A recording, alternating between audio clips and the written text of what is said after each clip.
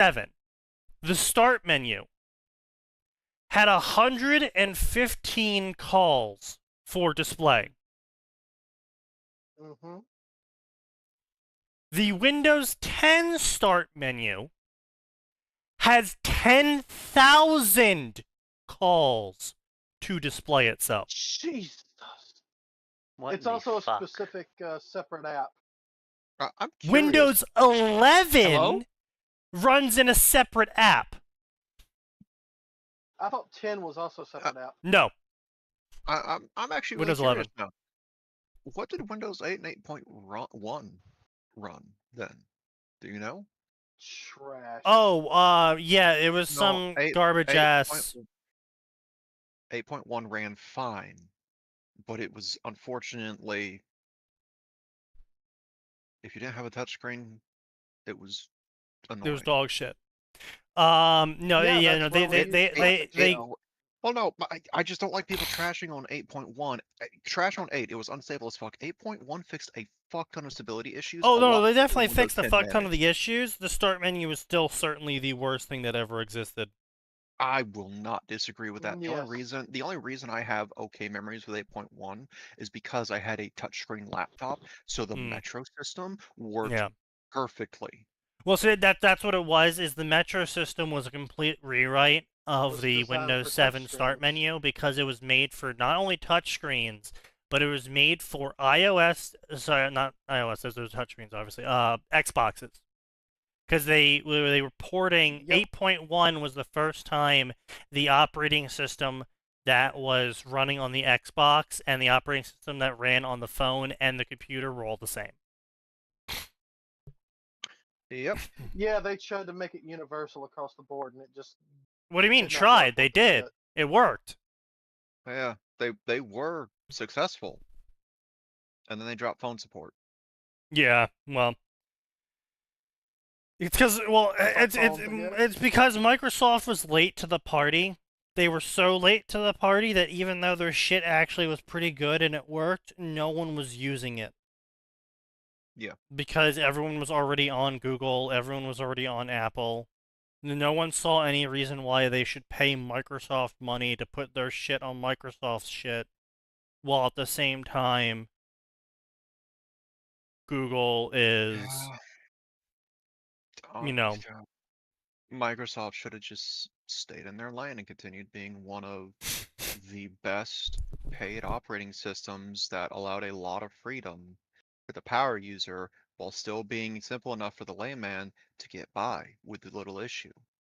And now the power users are told to go fuck themselves because they're as stupid as the layman, apparently. Yes. No, not only that, it's actually worse than that.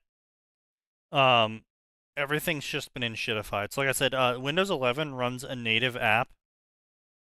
Native is a software app frame.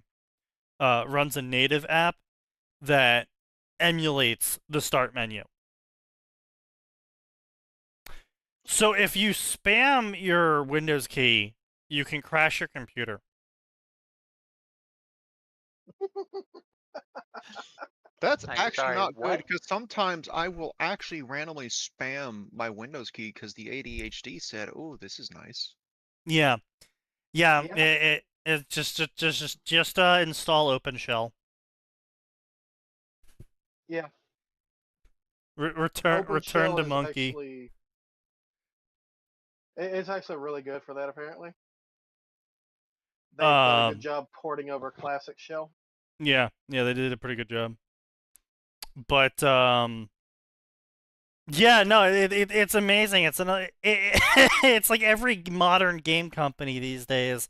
Oh yeah, their game's great once they remove all the features that suck ass. It's like, yeah, Windows 11's actually a great operating system.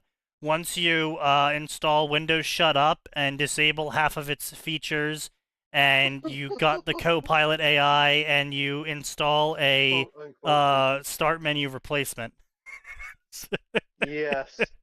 Yeah. Well, once you got half the operating system, Windows 11's a great operating system. Yeah. I'm still astounded at the amount of people who are like, I've been IT for 20 years. There's nothing wrong with Windows 10 or 11. You should always keep everything up to date, never Ah, argue with systems like, what the this Yeah, is how I they're know you're not full of real shit. IT. yeah. Because real IT would be like, it sucks for these reasons, and it's good for these other reasons. Hmm. If you were 30 years just, old not, and it's you're not working blanket praise. IT, your favorite operating system was XP or 7. Yeah, Yes, pretty both. much. Well, Liked for me, XP, and then it became 7. Yeah. for me, it was Vista and 7 because I didn't have a lot of time on XP. So XP was perfectly good as an operating system. It had issues, sure, but they all do. But it was a huge improvement over what had come before. Then Vista came along, and it's, oh god, what is this shit? It was fucking awful. Then 7 comes and fixes that. And it's like all the best stuff from XP that they removed from Vista, they put back into 7, and Yeah. it's Back when Microsoft actually great. reacted to consumer demands. Yes. Yeah, and then they decided they were going to stop doing that. So when Windows 8 came out and people complained about how they wanted their start menu back, what they said they want their start button back, right? Yeah. So what did Microsoft do? Because people hated Metro, and they didn't actually have the little start button in the bottom left corner. They put the little start button down in the bottom left corner. You know what it did? It opened up Metro again Yep. instead of the fucking start menu. It was a big middle Yeah. finger to the customers who were telling them this entire time, no, we hate Metro. Yeah, no, so that leads into what I want to rant about this fucking. So I already talked about it in Sign Server. So I had someone call in today. They've been around 50, 60 years old.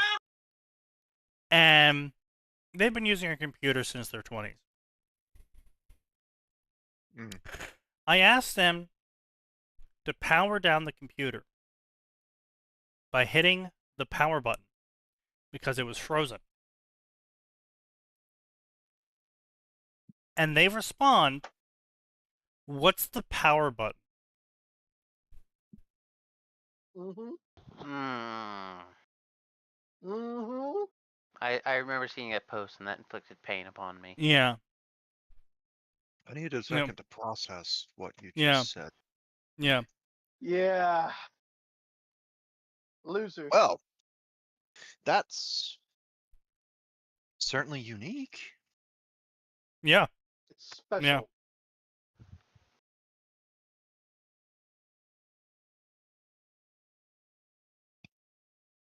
Frankly, terrible. You know, I think that's a first for me. Yeah. I've heard where's the power button, Really? but I've never heard what's the power button. No, It's to be the fair, some of button these new laptops try to press get to really tell them fancy with the power. power button location. So Oh, I I know. totally My- understand when someone's like, "Where the fuck's the power button?" Because I've said, "Where the fuck is the power button?" I don't Oh yeah, absolutely. sure. I don't. Where makes perfect sense. I don't judge people for asking where it is. It's But yeah. what? what's the power button that like what? Also, Yeah. How do you? fuck the laptop manufacturers that are like, you put the power button on the side, it looks like a volume button, or it It's looks like an true. indent. It's like you Yeah. dumb mother. This is not a tablet.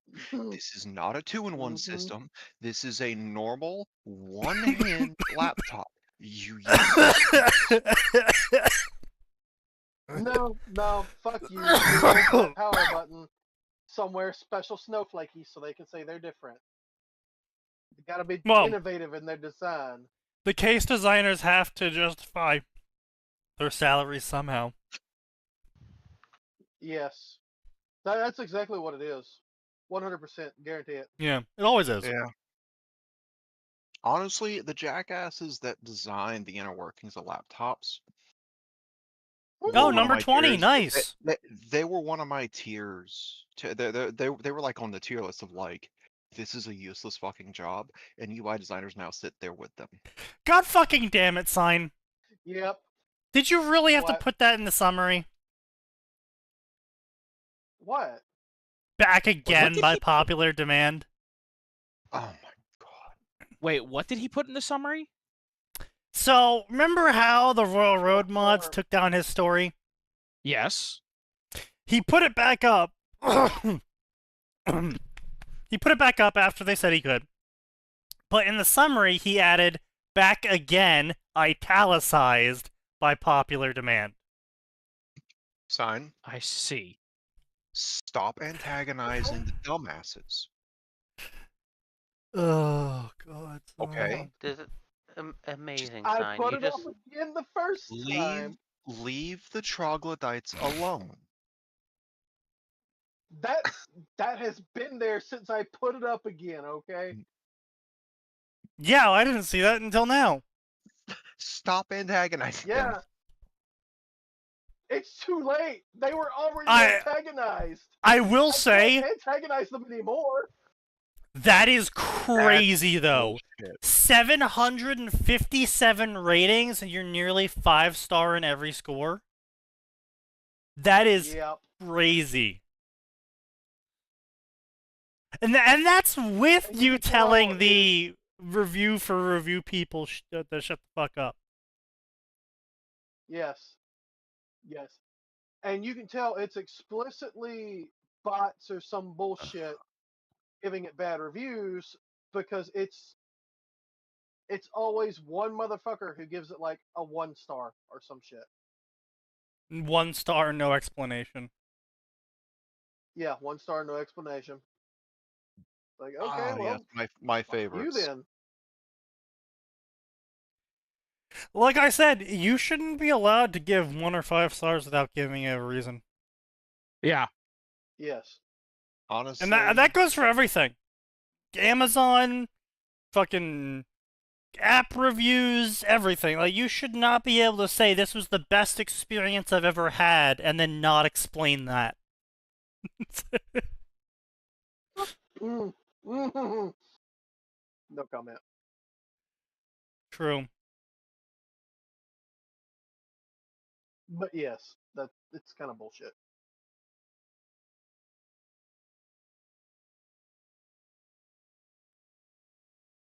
I am... Jesus Christ. I made the mistake of looking in your Reddit post. Reddit. Eh?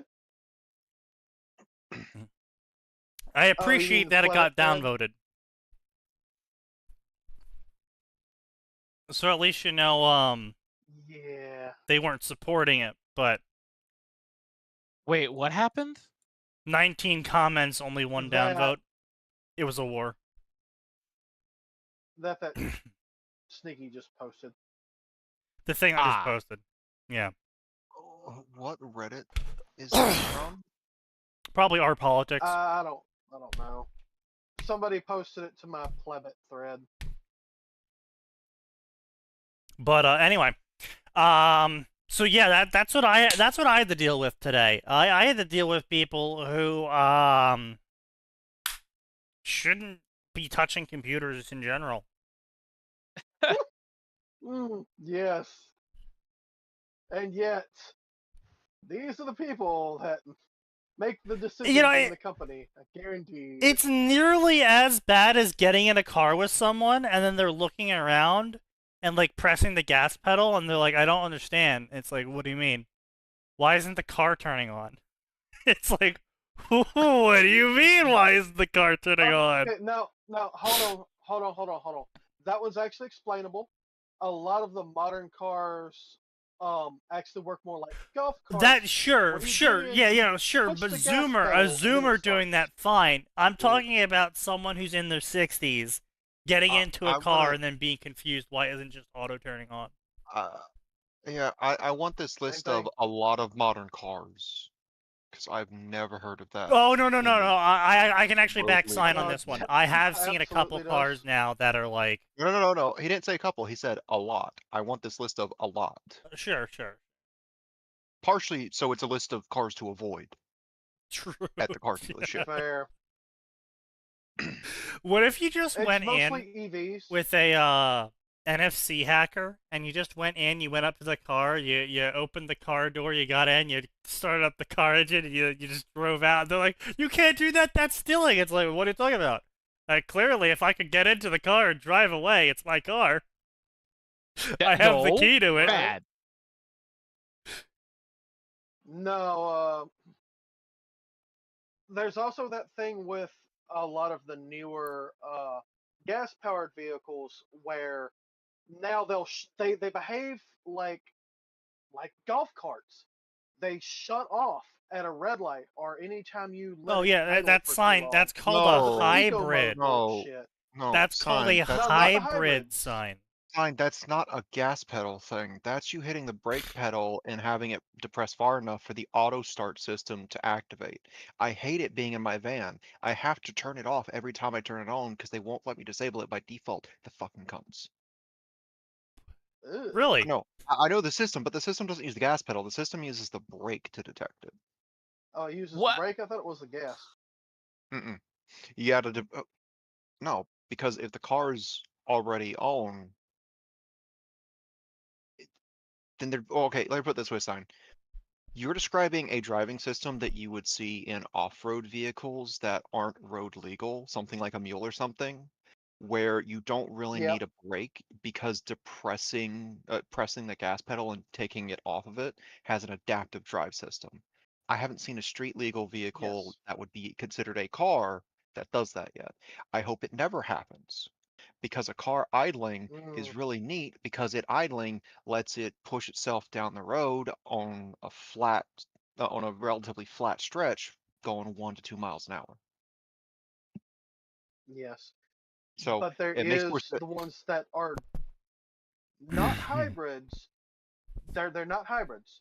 When they've got the eco mode on them, they're pure Yeah. gas vehicles where you get up to a red light. You don't even have to press down the brake. It will shut off after enough time while it's idling. Have seen my buddy's car do this. He has one of them. It was a fucking Jeep, one of the newer Jeeps. I forget which. I think Jeep as a brand is just cursed at this point. Ever since they got rid of the inline six, it's been fucking terrible. It's like, what's the fucking point at this point? It's not even made for off road. You're making it for soccer moms. Why? Yeah. Either way, the start-stop system, the auto-start, whatever, I hate it because all I can think about is the additional wear and tear it's causing on your engine. Yeah. Because it's like a light bulb. Turning the thing on does more damage than just running the thing for hours on end. Yeah. It's the spikes that does the damages. That's Oh, why God, you should. I had to leave your stream computer this. on. True. Ruby. Sneaky, why did you Oh, send me the chart? I'm no. already upset enough with all the shit happening over there. What's you know, happening I hope now? I just no, just everything that's been happening the last 4 days. But I hope someone Oh, points that. out that the cars that are being watched are someone else's private property, so it's not really improving the situation at all. Yeah, I know, right? If anything, that just makes this new excuse worse.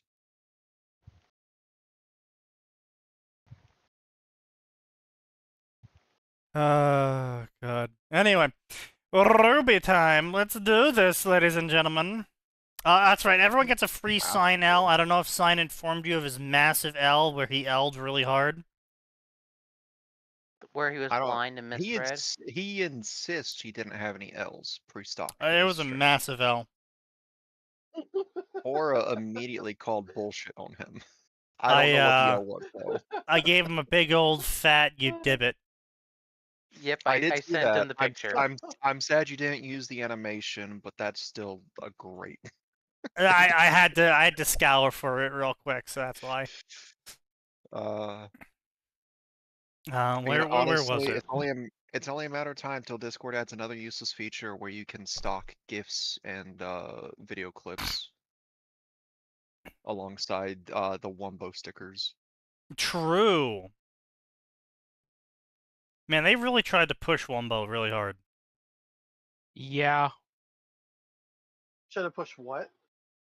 Wumbo, the Discord mascot. What the fuck's a wumbo? I've never heard of. You know what? No, I don't. No. I'm pretty. No wait, isn't their mascot called Wumpus? Wumpus. Yeah, whatever. I don't fucking give a I- shit. I was Wumpus, thinking of the yeah. large form stickers, and my brain just defaulted to the fucking SpongeBob skit of turn it upside down so it goes from miniature to Wumbo. Ugh. Is this your first time seeing Wumpus sign? Yes. I've never Yeah. paid attention to their bullshit. It was a lot more adorable when they were first starting out, before they modernized. Look, his guys, look how Mhm. cool they are. They don't think pineapple goes on pizza. Hey, does the foot sniffer one still work? That's a good question. Fucking what? Oh, Sign doesn't know? This is the first time he's hearing about Wumpus, so probably no, he doesn't. I figured someone would have said something about the stupidity of Discord, but apparently not. Look, Yeah. I am aware Discord is stupid. And who works at Discord, but Yeah. Well, Just you know, putting just it keep out in there. mind, Discord did ban the robot that you added to your public servers to ban pedophiles from your server whenever they joined. They banned that Ah, bot yes. because it unfairly targeted a protected class.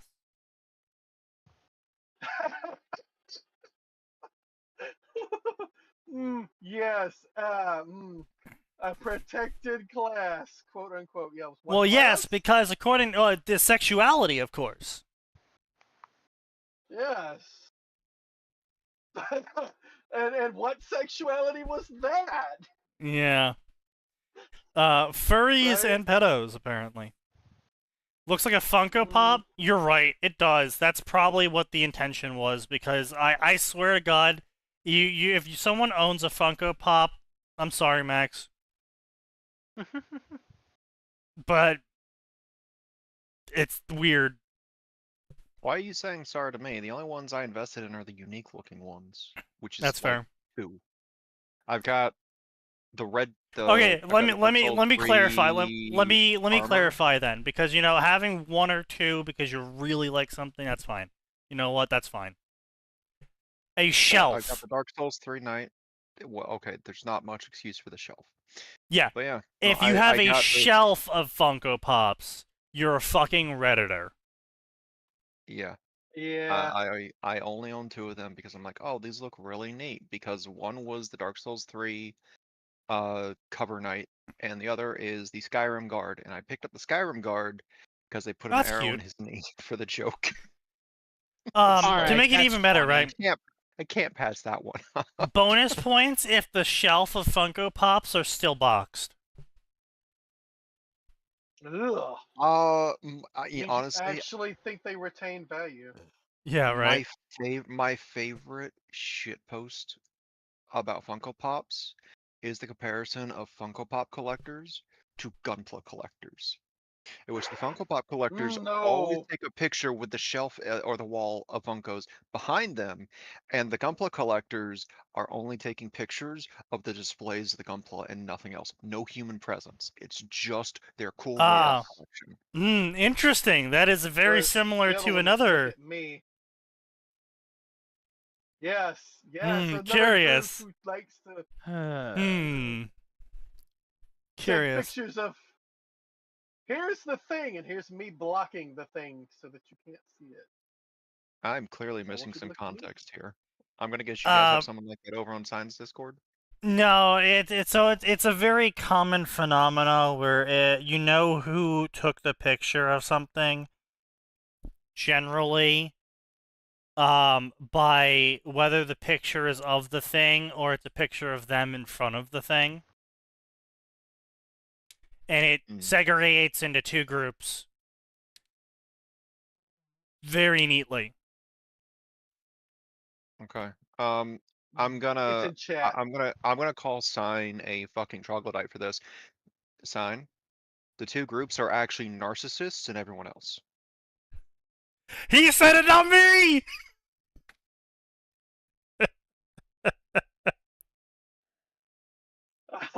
Sneaky, you're the troglodyte here too, because I'm assuming you believe what Sign said.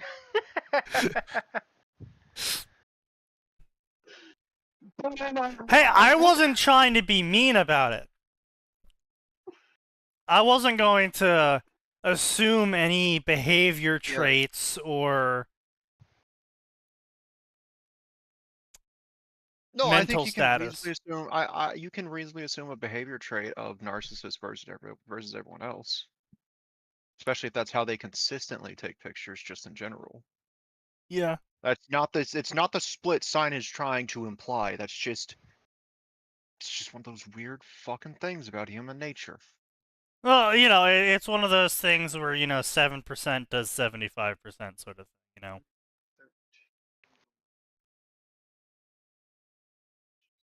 You're not, there's not too many narcissists, and, you know, but it does seem to be that a lot of narcissists take a large majority of the I am in the photos. Yeah. But, yeah, anyway. While Sign is, shoving his foot further down his mouth, let's, try and find some Ruby stories here that will fill up our bingo squares. So, let's see what we got here. Shit, I got orbs. Never a good one. Never a good one. Might have to remove orbs. Well, I mean, LeMay says a lot of Instagram narcs. Well, yeah, see, here's the thing. Instagram is just narcissists. Like, that, you have an Instagram if you're a narcissist. I'm gonna be honest, I feel like if you're on one of those social media platforms, like TikTok and Instagram and Snapchat, I don't normally like to generalize outside of politicians, but I don't think most people are on there for selfless reasons.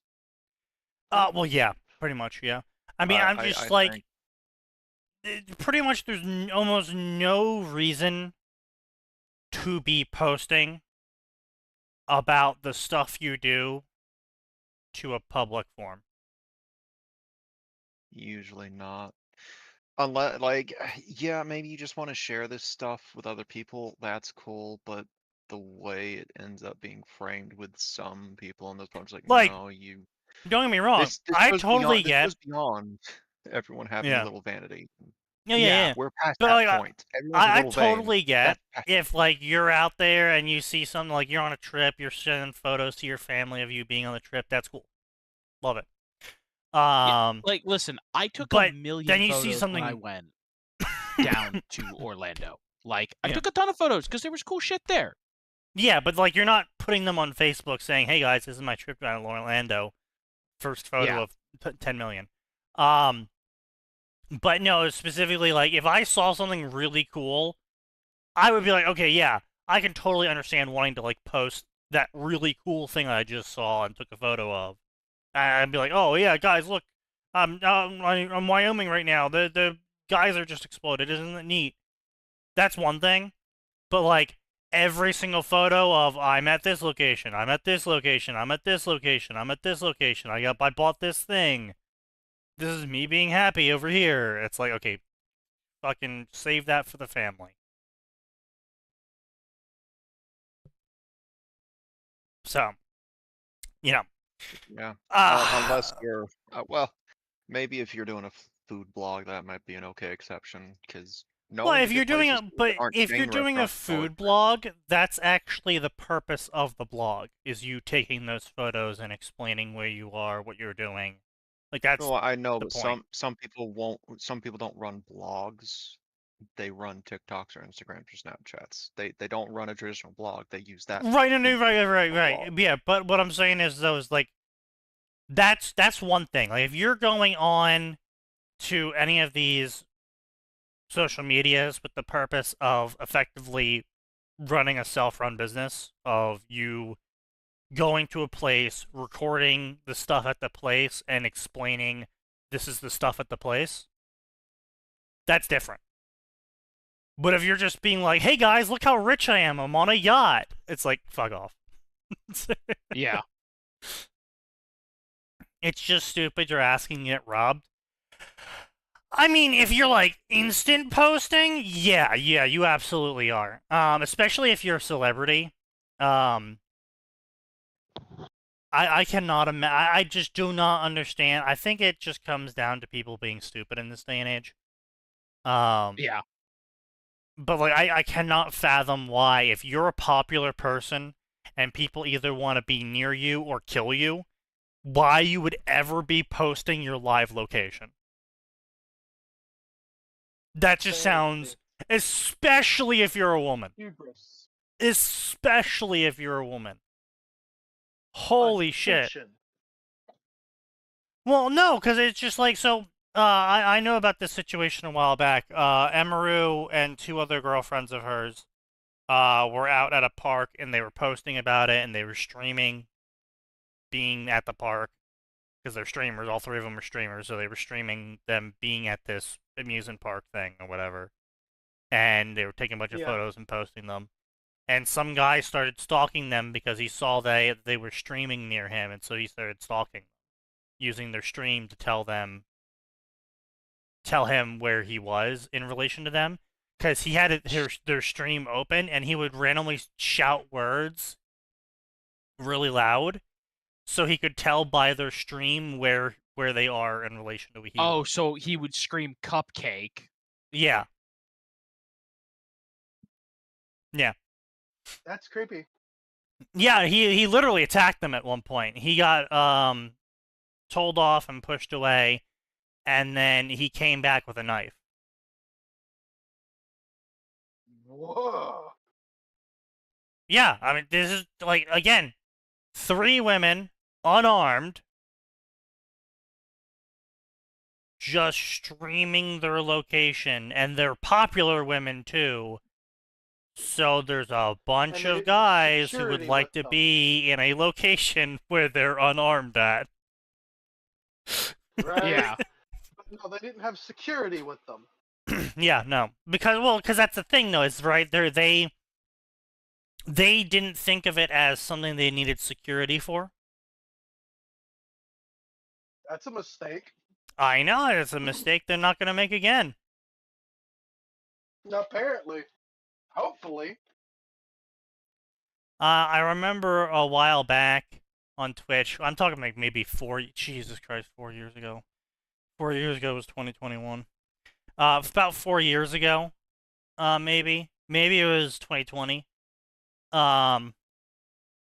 where a Twitch streamer, guy, was streaming in, I think, Texas. And he was doing like a walk around Austin stream or something like that.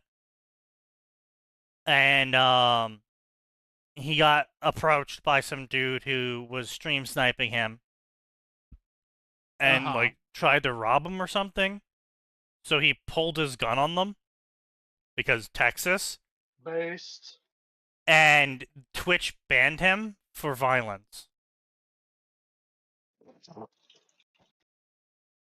Yeah, fuck Twitch at that point, because that's legal in Texas. Yeah, no. That is self-defense. Yeah.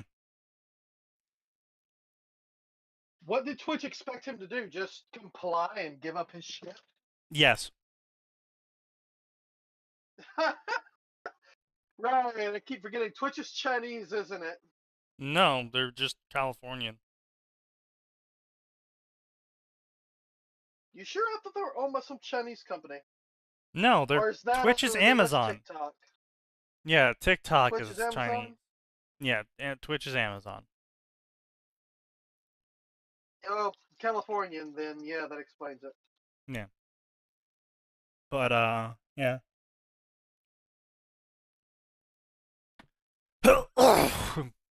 Anyway. Ruby!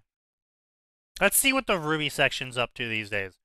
5 favorites, 1 favorite, 1 favorite, 1 favorite, 3 favorites, 7 favorites, 1 favorite, 16 favorites, 86 favorites, 50 favorites. Max, is the What? Ruby section cooked? We can only pray. I don't know, man. And then you have Core, who's just like 3 million favorites.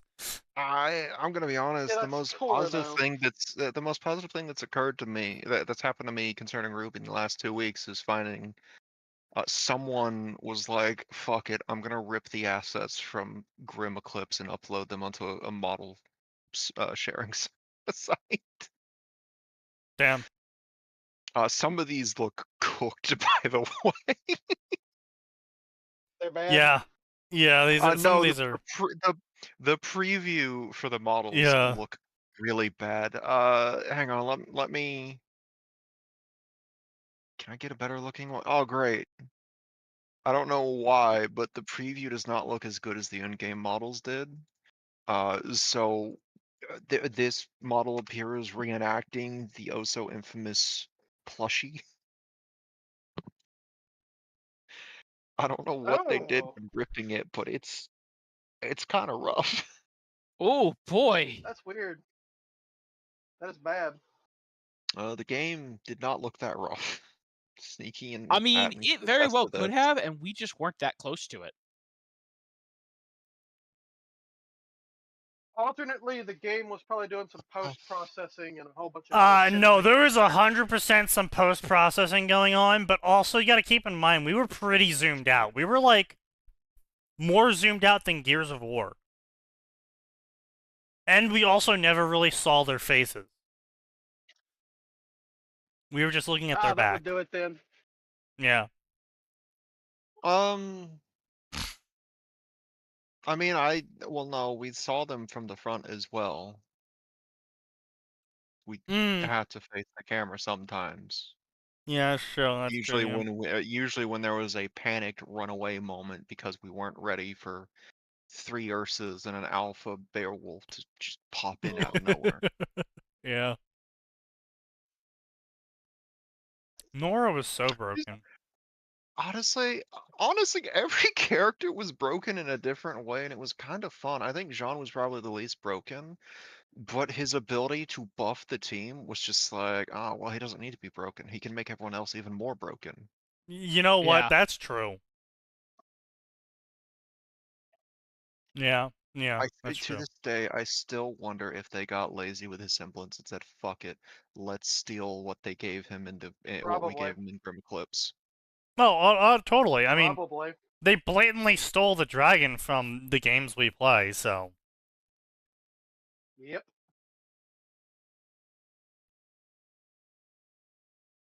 I still can't believe that one, but that's partially because the games we play has been re-uploaded and deleted so fucking much. I can't track down anything Oh, on the fucking True. timeline of events. Very true. And here you go. Why would it have been deleted? I What am just found your receiving? soulmate. Oh, no, dude, the original writer, like, deleted the story himself, and so Really? fans Oh would yes, the guy re-upload who it, and got it would hit get by randomly pots. Yes. re-deleted. Oh, yeah, I will Ray never shared forget with, that moment. Yeah. Ray shared that with me earlier, and I was upset because that was eerily close to what happened in yesterday's first run of the night. Yeah, I would say you don't understand. The pot The throwers are pots. so fucking ass mad. Yeah, so Sneaky, you know that thing where sometimes you, me, or Gray will be playing a game, and the Yeah. AI just goes hyper-aggressive against us? Yeah, that popped in Night Rain last night. That's great.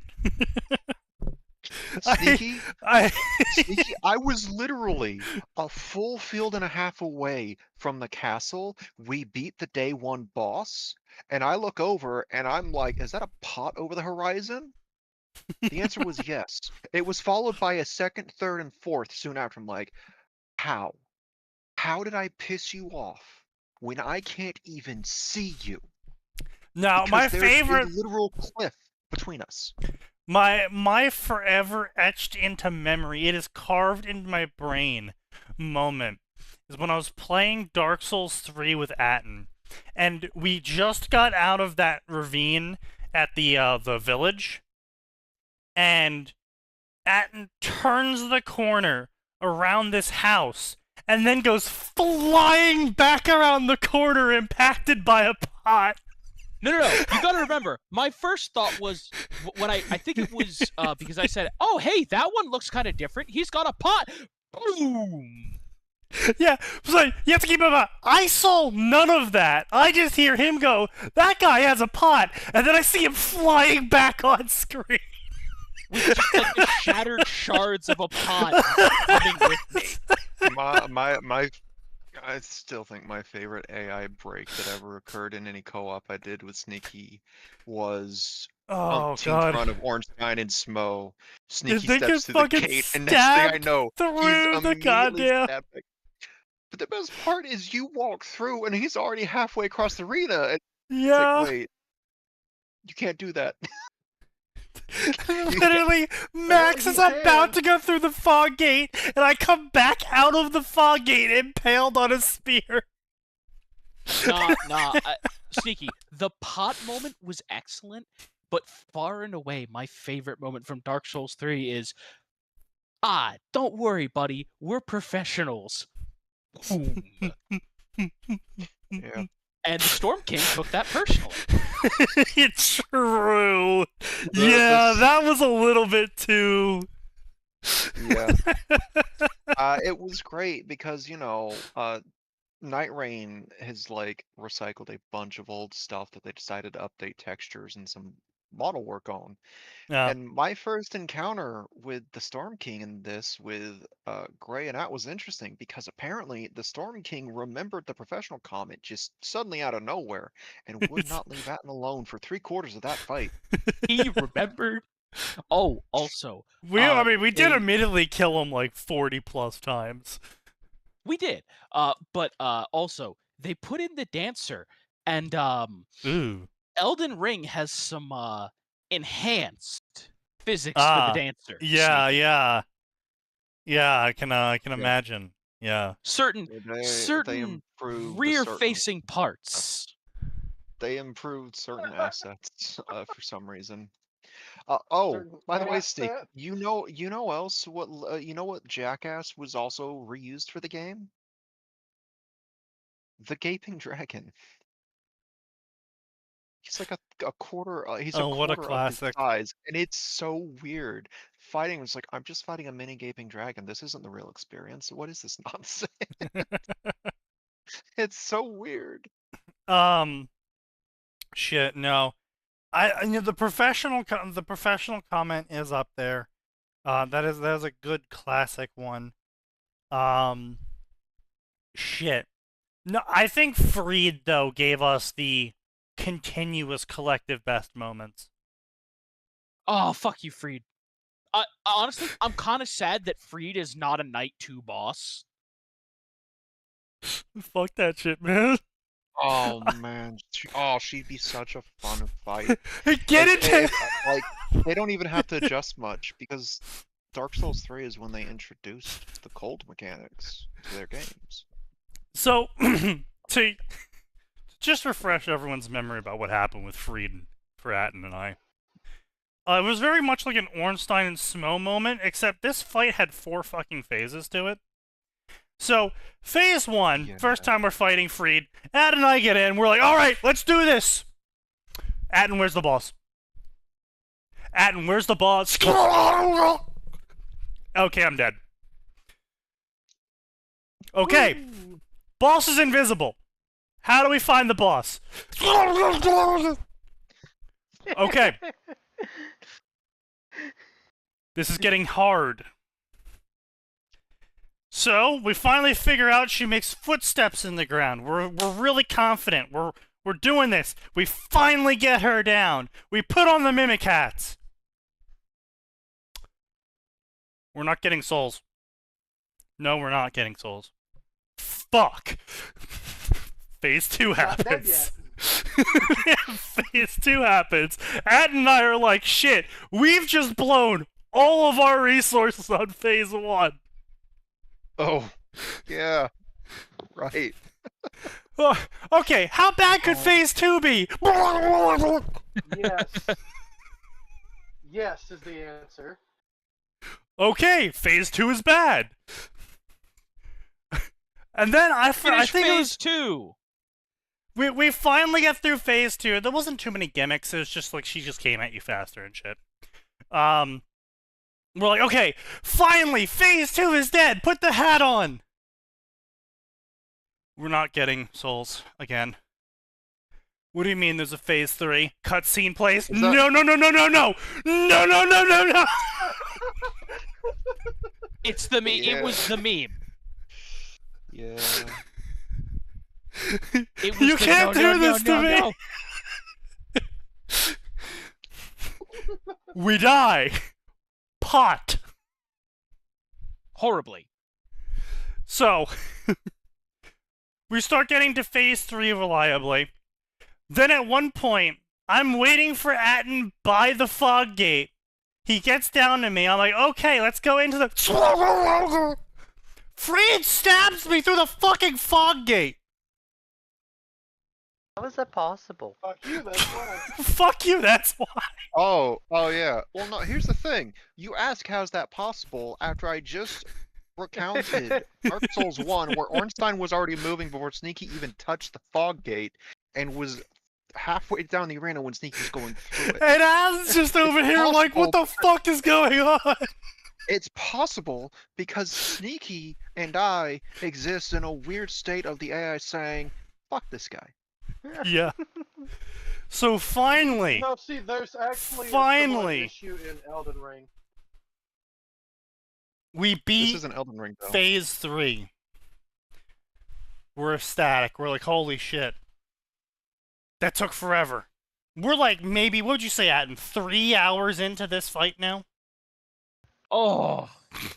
I mean, Wait, no, do we have to take 2 days for that fight? it might You have guys been took 2 days. No, Yeah, it was 2 days. because you guys were complaining to me about it, partially because Yeah. me and my group managed it within like 2 or 3 hours. Keep in mind, for Atin and I were all 4 of us. geniuses doing this on +6, +5, and +6 difficulty. Oh no, I know, and I was lambasting you guys for being morons, and you're like, Yeah. but it's like you make a separate save, and then decide on DLC release which one you want to continue into that. Yeah, well, we didn't. Nah. That's sensible. Yeah. So we beat the Phase 3 and we put the hat on and we're sitting there again and we're like, still not getting those souls. What do you mean there's a Phase 4? We look over the boss getting up again and we're like, no. You can't do this to us. Yeah. What do you mean there's a Honestly- Phase 4? There was a small part of me that was like, man, I should have played through with Sneaky and Dark Souls 3 at some point. A blind run with me and Sneaky would have been hilarious, Yeah. Yeah. but You were a console boy back then. No, I wasn't a console boy. I just agreed to play with my group down here, and none of them would get it on PC. So I Yes, double that's dipped what it on was, the right. game. Yeah. Yeah, so I did double dip on the game, but I didn't feel like investing that time, partially because you and Atin are fucking insane jackasses who will sit and play the game for 10 to 14 hours a day if you don't have work. Yeah. Yes. Because despite me having horrible impulse control, you guys have no actual self-control when it comes to a Ah. new game you've been hyped for. Okay, that's fair, yeah. Yeah, no, I'm not going to contest that. Yeah. Yeah. Yeah. But, yeah, so good times were had in that game. Permanently etched into my memory. The lava lake, not the lava lake, the demon lake, the arrow that we didn't realize would happen. That was a good time. True. What was there any other great moments in Dark Souls 3 we had?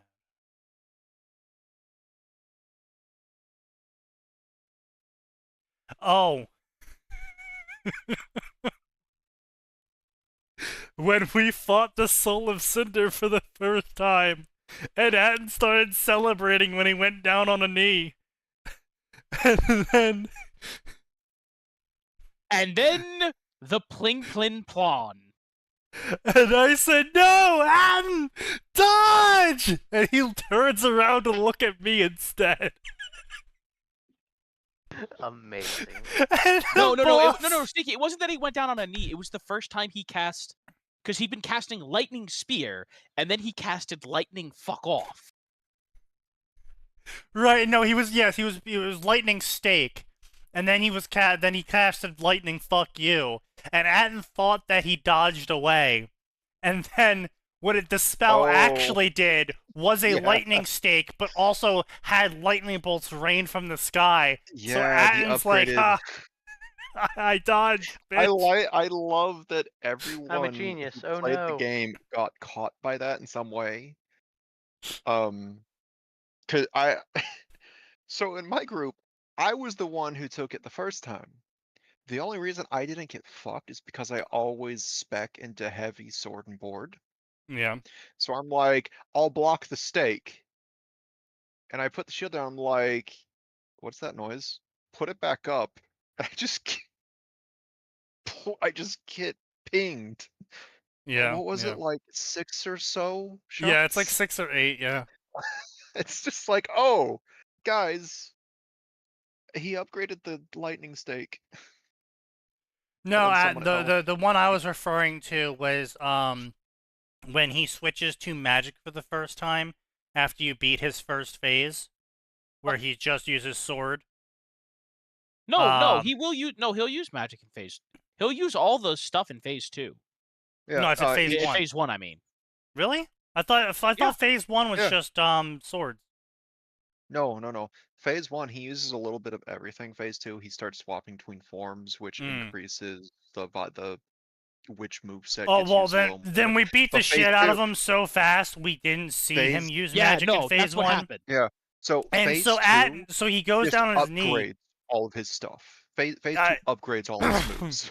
So he goes down, and Atin, you were celebrating, and then he comes up with the fucking laser beam spell. I'm like, no!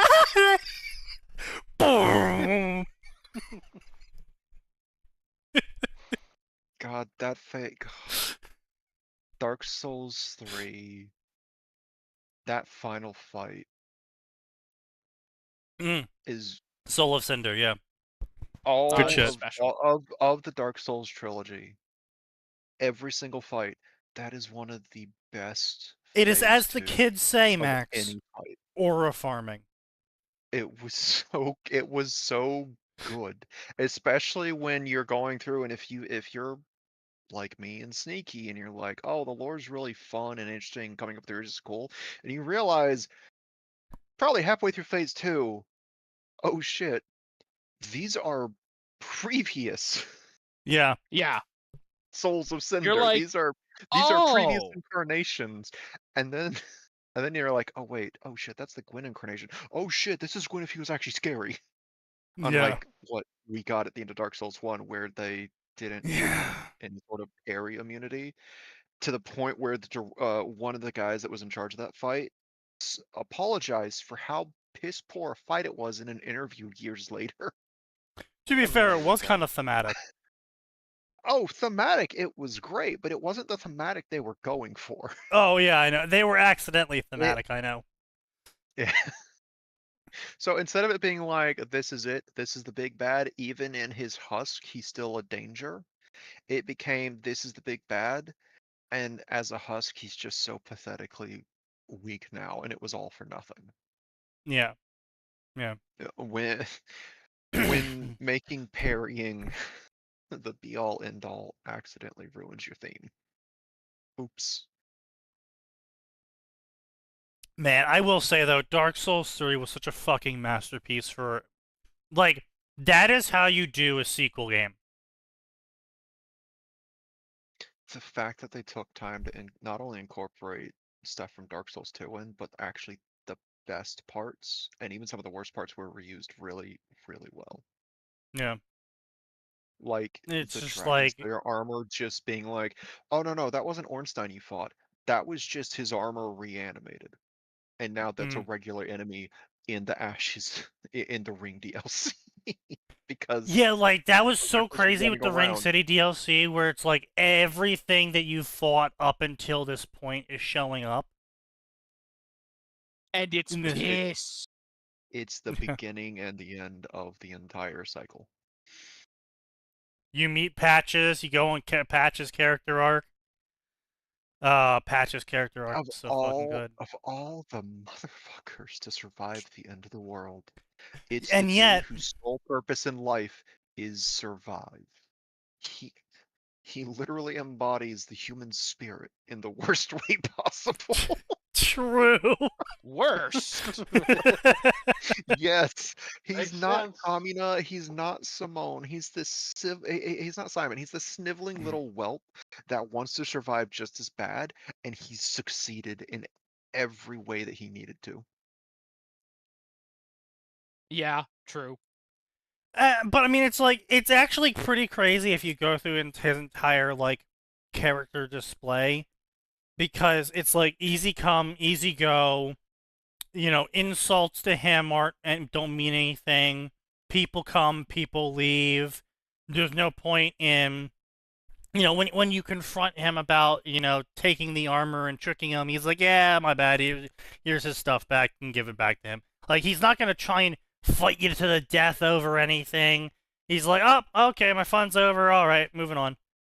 And And that's to the his attitude. credit, yeah, well, to his credit, he learns. Sure, yeah. Because if, like, thematically with his story, when the player character's like, I am literally so far out of your league, you are alive because I chose to leave you alive, he stops fucking with you. Yeah. It's like, I've learned my lesson. You survived something that I've killed about a dozen other people with. I'm not gonna risk it. Yeah. Yeah. He's like, And I choose life. most importantly, that sort of mentality is what let him survive the end of the world. And it's He not survived so fucking hard. people over. Because that's the thing, right? Because it's all these, like, undead. They keep respawning. So it's not that a case is like, oh, he just didn't die. It's like, no, he died plenty, probably. It's just he didn't forget, He did it. because his goal in the end was to live, not some idea, not not a final stand, not revenge. Like, he wasn't living to do something that had an endpoint to it. And his goal as well, because it's like, oh, well, I'll just pick some goal that has no end to it. No, but we see plenty of people hollow out who tried that. But because they would realize over time that their goal never would succeed, they ended up hollowing. Yeah. Yeah, he picked the basest of human instincts as his goal. Unwittingly. True.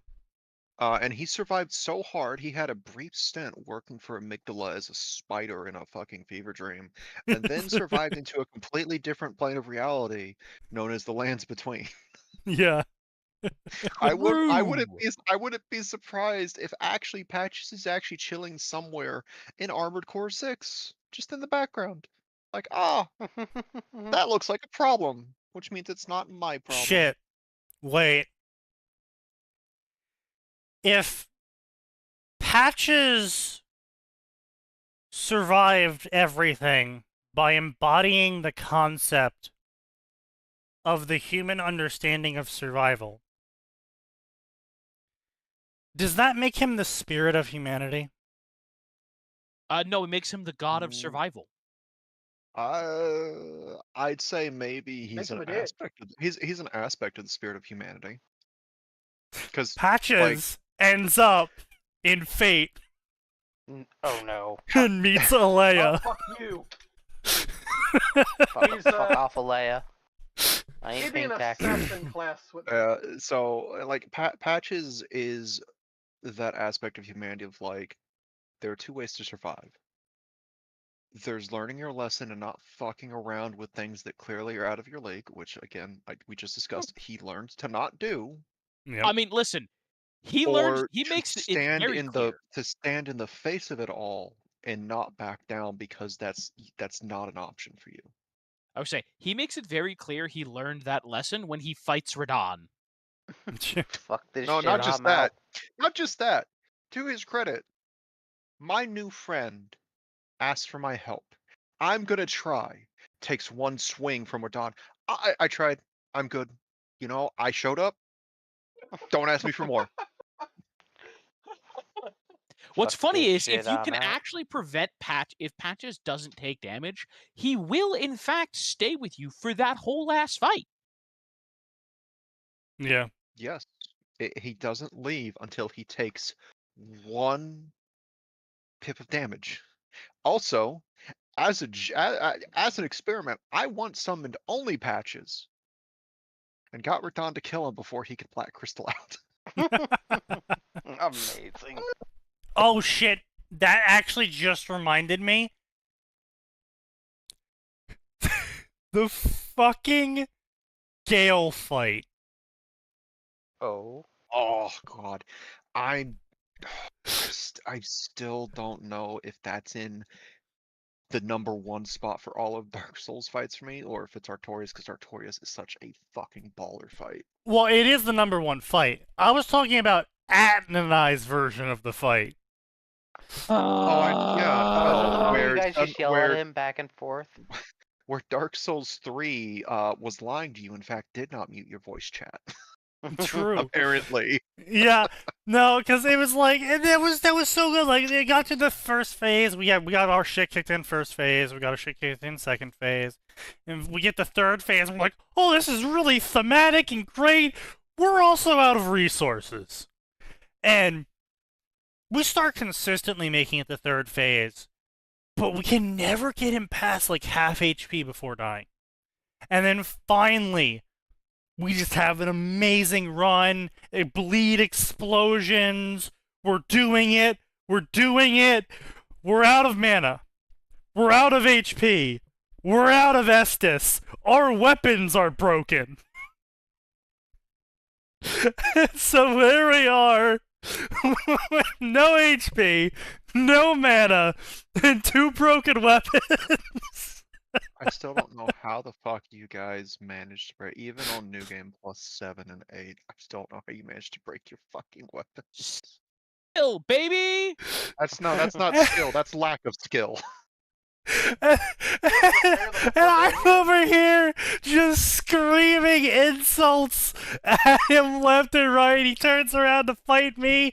Atin runs up, slashes him. He takes like 10 damage. He turns around to go attack Atin. I start shouting insults at him again. He turns around to fight me.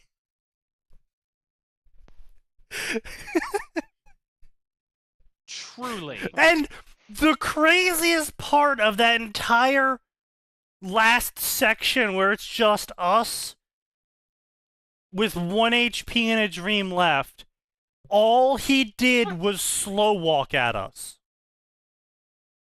He stopped doing his special moves. Lightning bolts kill us. True. He stopped doing any special moves. He didn't do any lunges anymore. He just slow walked at us like the aura farmer that he is. Oh god, I wish someone could animate that entire moment, because that was a crazy, absolutely crazy run. It was something. And no, Max, that's not me trying to say, hey, Max, you should go animate this, because, I mean, we all saw how long it took you to animate me just falling over with the I was Audio. trying. Oh no, I know Also, you're trying. We don't I'm have just saying. surviving footage because you Well, yeah. dumbasses didn't know how to record. Yeah. But I mean, it wasn't just that though. But there's a lot of action going on. Like that's a lot of animation work. Yeah. Like we're talking about the sort of stuff like a YouTube animator who's known for animating big animations takes like 6 to 8 months to make that. Yeah. But anyway, now that Nose is here, we can start reading Ruby. Oh boy! Hearing that beforehand, let's be real. Hooray! How will the future change? On one particular night, Tai Yang and Summer get an uninvited guest that changes reality. A third-person self-insert story because I'm bored. Humor. Well, that's Have you considered doing something else instead of being bored? He did. He wrote. He wrote. Also, I was It gonna was a try and write mistake, on but he Sunday, and I apologize to Gray about this already. I was trying to write on Sunday, and so I got, I had a couple of glasses in me, and I was like, all right, I'm gonna write, and then I go to close out my game of Captains of Industry, and as I'm gonna go close it out, I get a whole bunch of alerts popping on screen about shit just cascade failing. And then I go into an autistic tunnel vision on that game for the next 8 hours instead. True. Know that feel.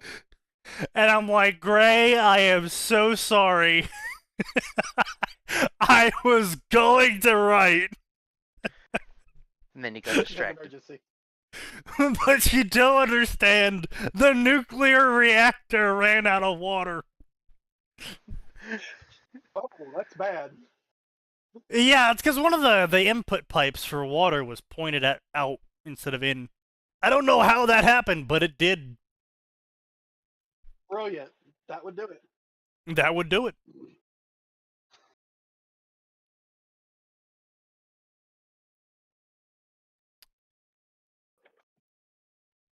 So, I want to point out that this author has a very loose understanding of grammar, so we'll see where this goes.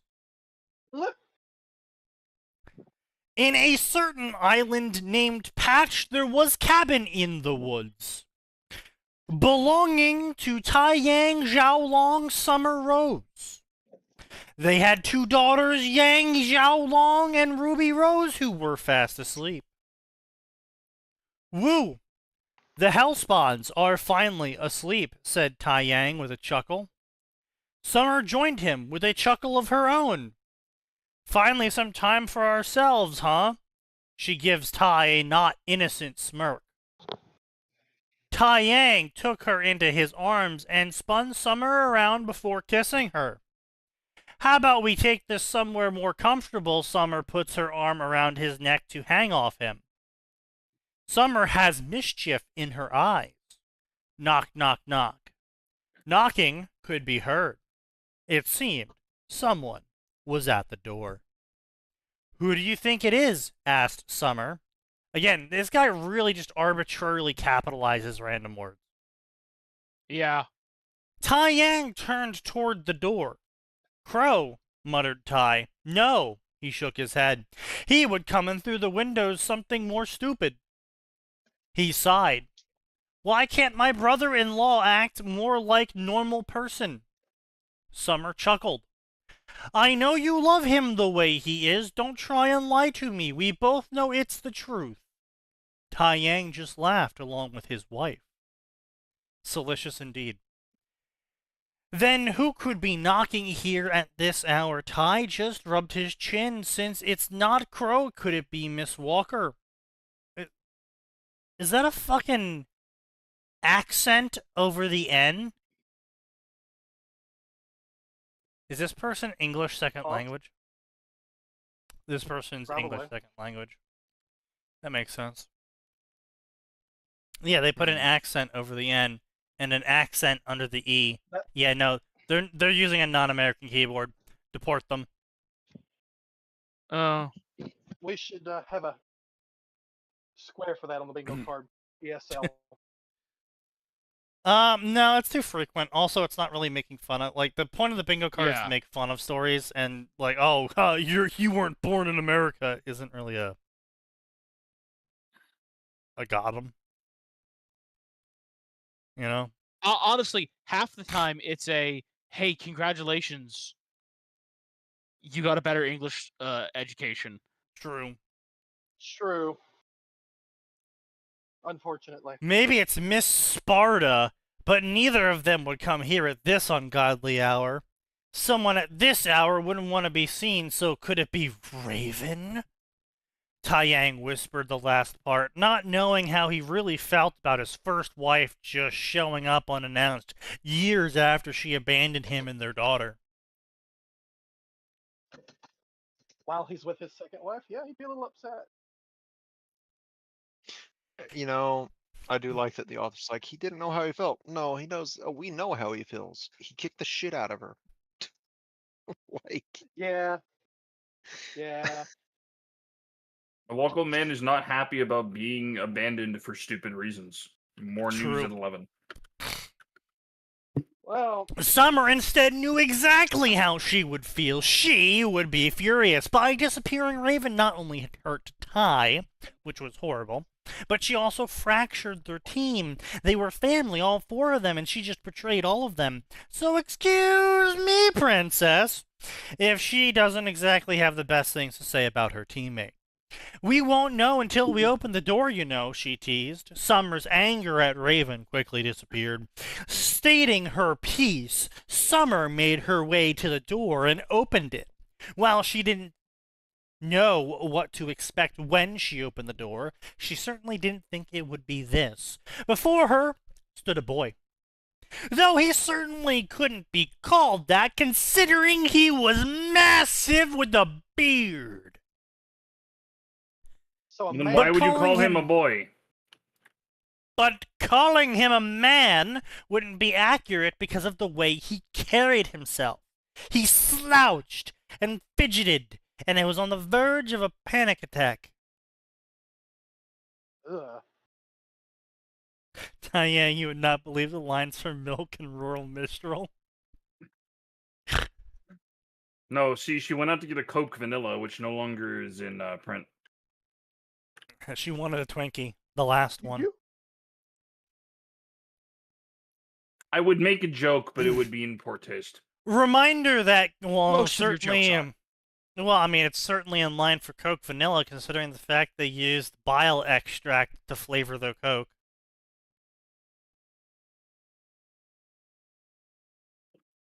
Lovely. Yes. He Well, wore that's what they some use for baggy. chocolate.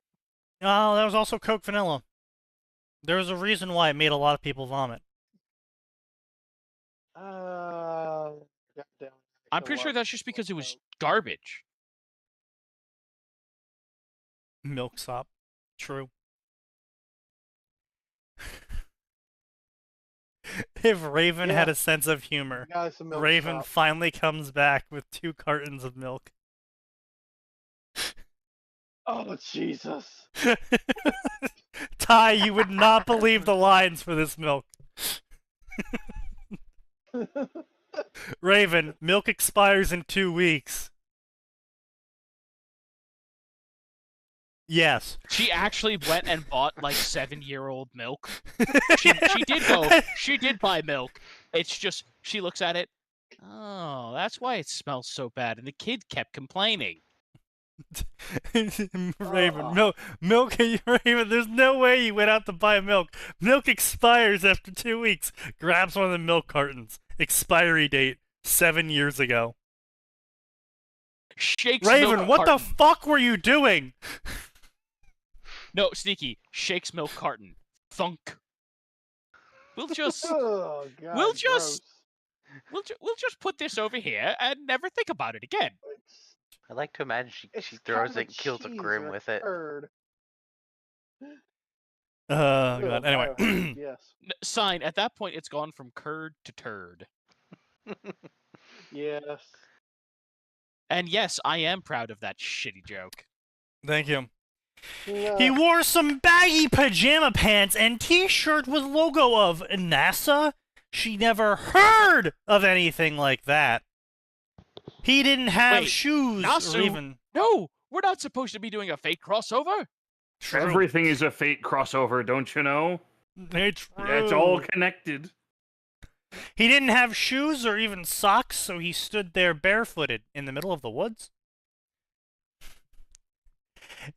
He has very pale skin, was tinted red around his arms up to his shoulders. His hair was light brown, with strands of gray in it. Surprisingly, his beard was actually ginger. What the fuck? What is he doing here? Thought Summer. The teen, as Summer finally settled on what to call him, said something that she couldn't understand. She frowned. Could you repeat that? The teen's eyes widened for a second before he replied, "Oh, you speak English. Oh, thank God.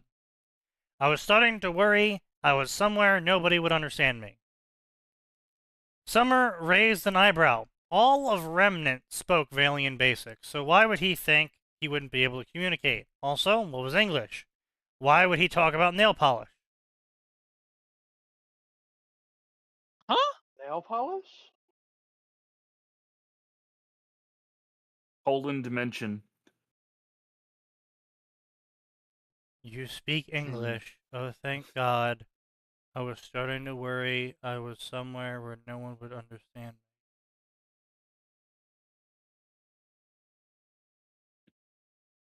I'm gonna say, in what? Where? No one mentioned nail polish. That's what Yeah. I was like. Was it author? English Did must I be miss? the Did I only miss thing I can think something? of is that English is some kind of nail polish brand. I was thinking like, oh, someone like someone said something earlier and they said polish, and I was No. going to make a joke about like Polish and then Poland mentioned, but yeah, no, that doesn't Brother, even make sense. you have been explaining the joke for far too long. Understood. Yeah, I can't find any brand of nail polish called English or English adjacent. So that was I'm the only thing I had. Yeah, I know. I had the same thought, but yeah, no, there is literally no connection between him saying English and her bringing up nail polish.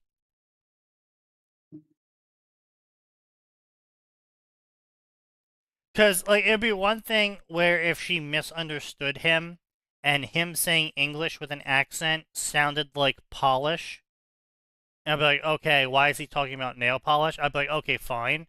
But specifically, he goes, and what is English? So she heard him correctly. And then for some reason associates it with nail polish. Oh, wait. Did he not speak English at first?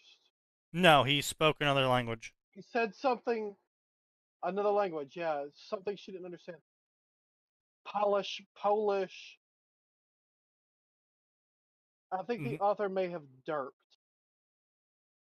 Well, No, either no. the author derped or it's supposed to be like he was speaking English and the translator wasn't working because random omnipotent being forgot to turn it on or something like that. No. Right here, no. It's literally he speaks another language. His eyes widen when she responds to him, and he goes, "Oh, you speak English."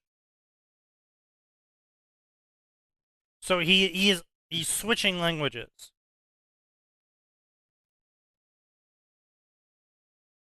So yeah, he's definitely not English first language, but point being is that he's also none of the Romantic languages, because if it was a Romantic language, it would be similar to English, especially on Remnant, where there's apparently only 4 languages. But somehow, we're not going to get into that. But yeah, so it's, author's retarded. We all knew that, but oh. What brings you here at this hour? Asked Summer. The teen started making wave motion with hand. And I was going on walk, got lost, teen said in question then statement.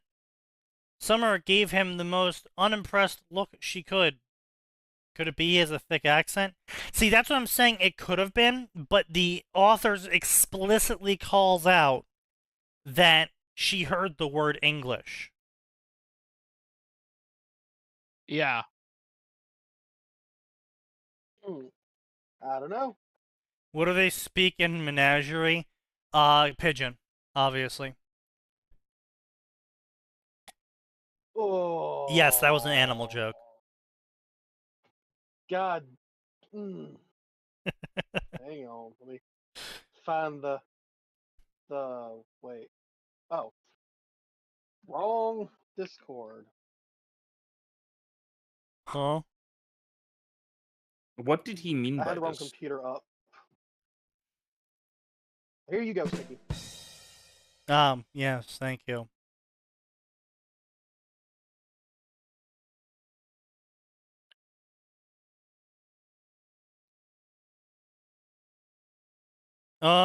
Anyway, so yeah, they were not convinced. Summer brought her hands together and looked Teen in the eye. Kid, we both know that isn't true. She smiled sweetly. So how about you tell us what you really were doing out here and we won't throw you out?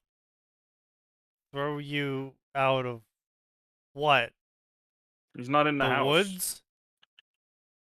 Yeah. I'm pretty sure Summer wouldn't do that. I'm pretty sure someone would be No. like, oh my god, you don't have shoes, come inside, sit down, here's coffee, tea, milk, juice, a cookie.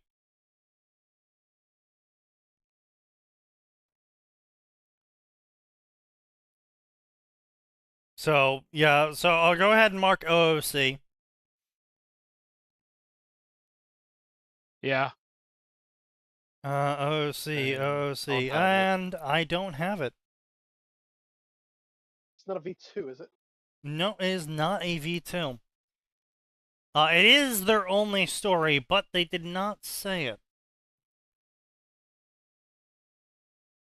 The teen paled and started stuttering. Well, you see, he cupped his face in his hands. Even if I tell you the truth, you won't believe me, he finally muttered. Summer's eyes narrowed, and why is that? The teen groaned.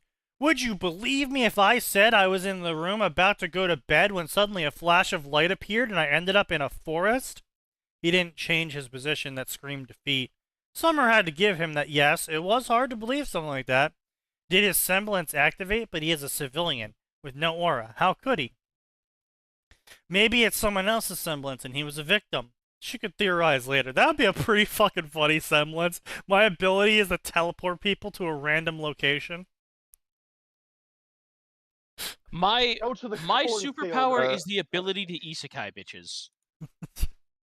I call but that's it Truckun no Jitsu. Yes. The world! Zawarudo. The world around me? Hits you with truck. And the world revolving. It's the roundabout. I am genuinely surprised there hasn't been a stand called Roundabout. Fair. He was saving that to be the ending of one of the parts. Yeah, what if that was actually the final stand? No, the final stand is the world over heaven. For some fuck all reason. I see. Anyway. Because Dio is always the antagonist, don't you know? I see. She could theorize later. Right now, she needs to take care of the matter at hand. She clapped her hands. Okay, I believe you. You can sleep on our couch. How does that sound?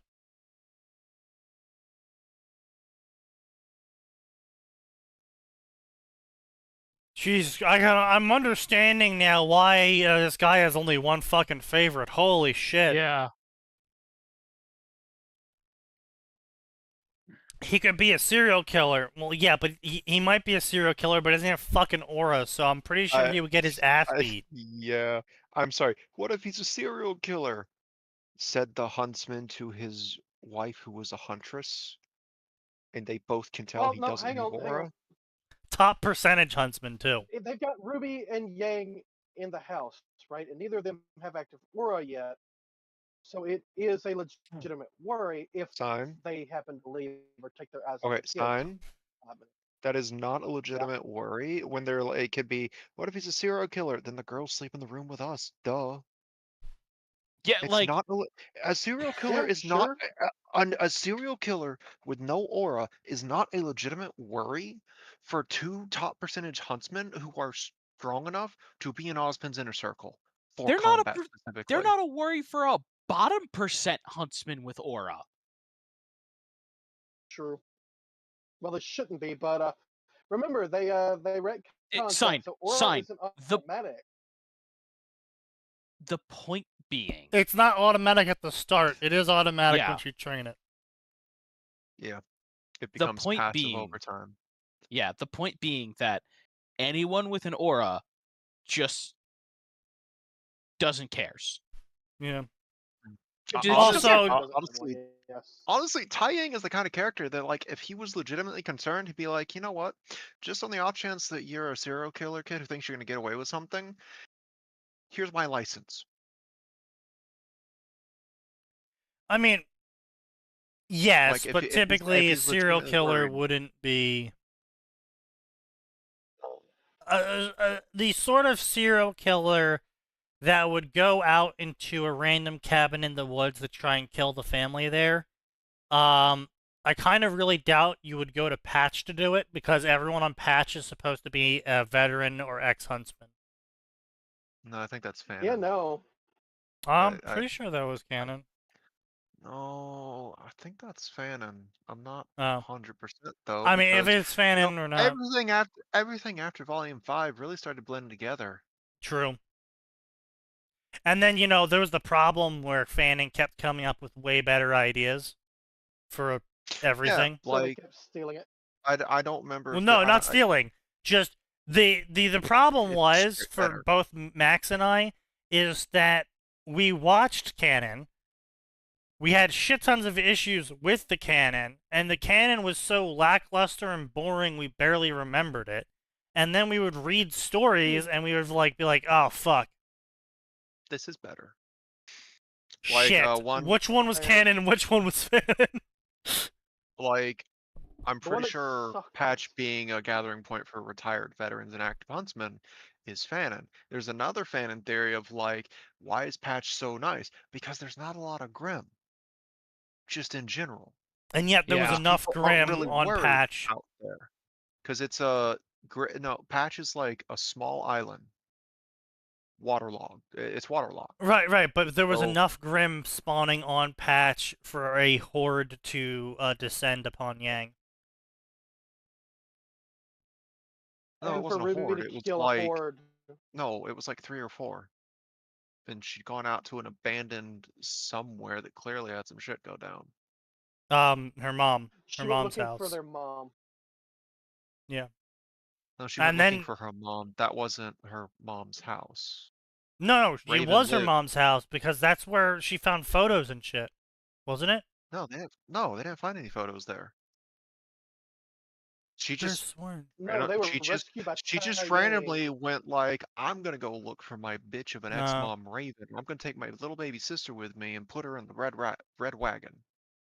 And they just Mm. And then Mm. Tai Yang left. happened to find them and save them. No, Crow Crow really found them and fucking saved lucky. them. The crow showed up. Right, yeah, it was Crow, wasn't it? Yeah. And then Ruby got Uh, attacked by like 10 Beowulfs when she was at the grave. It was more than 10. Yeah, but Yeah. she was in It was training way at more Signal than at that 10. point. Right, but that's what Signal I'm was saying. just Like, there's a patch. significant number of Grim Home on this patch. island. Yeah, but like there's not enough They for it to be probably like a problem. They probably allow a certain number of them to stay there just to No, I blood don't the even think it's students, well. basically. Well, no, I don't even think it's that. I think it's literally like this is a great spot for an academy because they're grim here, they're grim everywhere, but they're not in like worrying numbers, Hmm. especially for a training academy to prep kids to go to combat schools.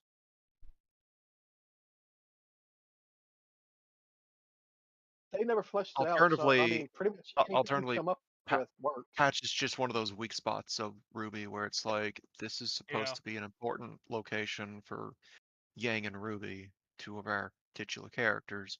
So maybe we should, I don't know, expand a little bit on what actually goes on there. Because they don't treat Signal like it's some podunk combat academy. Yeah. Signal Yeah, is no, one of Signal like was the supposed to combat be academies. Crow, like one of what? It's a Ozpin's, ladder. works Not a there ladder. as a teacher from time to time. Yeah. It's a good fucking school. It's an escalator school. There we go. Like it is the direct lead up to Beacon Yeah. for The other Battle term Area, for it would be theater school. the Kingdom, or that. Yeah.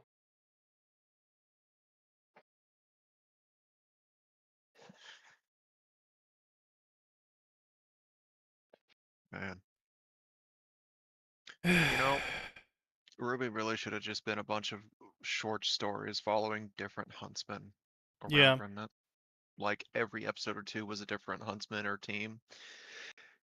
Because imagine how much fun Monty could have had if they hadn't been animating on a week-to-week basis, and it was just like these will come out as they come out, and we get the cool shit like Crow versus Tyrion, where Crow's sword gets knocked away, and he's like, okay, see how it is, and just starts throwing hands on the way Yeah. back to his sword.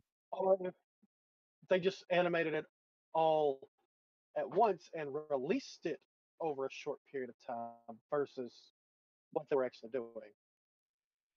Yeah. Yeah. It's really weird because honestly, I still to this day don't know why they kept doing it episode to episode. Aside from that's how they'd been handling Red versus Blue for a while, and they Yeah. just didn't want to look at production schedules because we saw what they can do when they actually are like, okay, here's a production schedule. We will give ourselves 1 year to complete this project, and after that, we'll release it on a week by week basis because everything's already Man. done. It was called Genlock, and it was So really good. solid for a new IP. And Yeah. then season 2 Yeah. happened, and it went never down the saw it. shitter, and I couldn't watch any of it because it just had no. It didn't have the soul. They from put a season 1 literal anymore. sex scene in it. I think that's all you need to say. They I'm did? sorry. They did. Yeah. Yeah. Oh, they did. They also decided that the happy-go-lucky bunny girl. Oh, actually, she's a part of a death cult. How do I Oh. not remember any of this? Probably I because must you have- watched it and then No, 'cause we didn't watch blanked it season from your 2. mind. Oh, good. Okay. I thought I just like blocked season 2 from my brain. But no, season 2 was just dog shit. You did block season 2 from your brain because I know Sneaky and I have talked with you about some of the stuff that came up. Yeah. Which means you blocked the memories of what you were told happened, but you didn't have to block the show because you didn't watch the show because none of us wanted to watch it because everyone was saying this is worse than season 1. Honestly, I was so sad that Genlock got shit canned, and now I'm even sadder because there's a dog shit season 2. Like, how do you have a good season 1 and then fuck up season 2 so bad? Because you fired your writers? creative director, you fired everyone that previously wrote or animated on it, you canned the entire project, then only brought it back out when you desperately needed something to produce when every other property of yours was failing.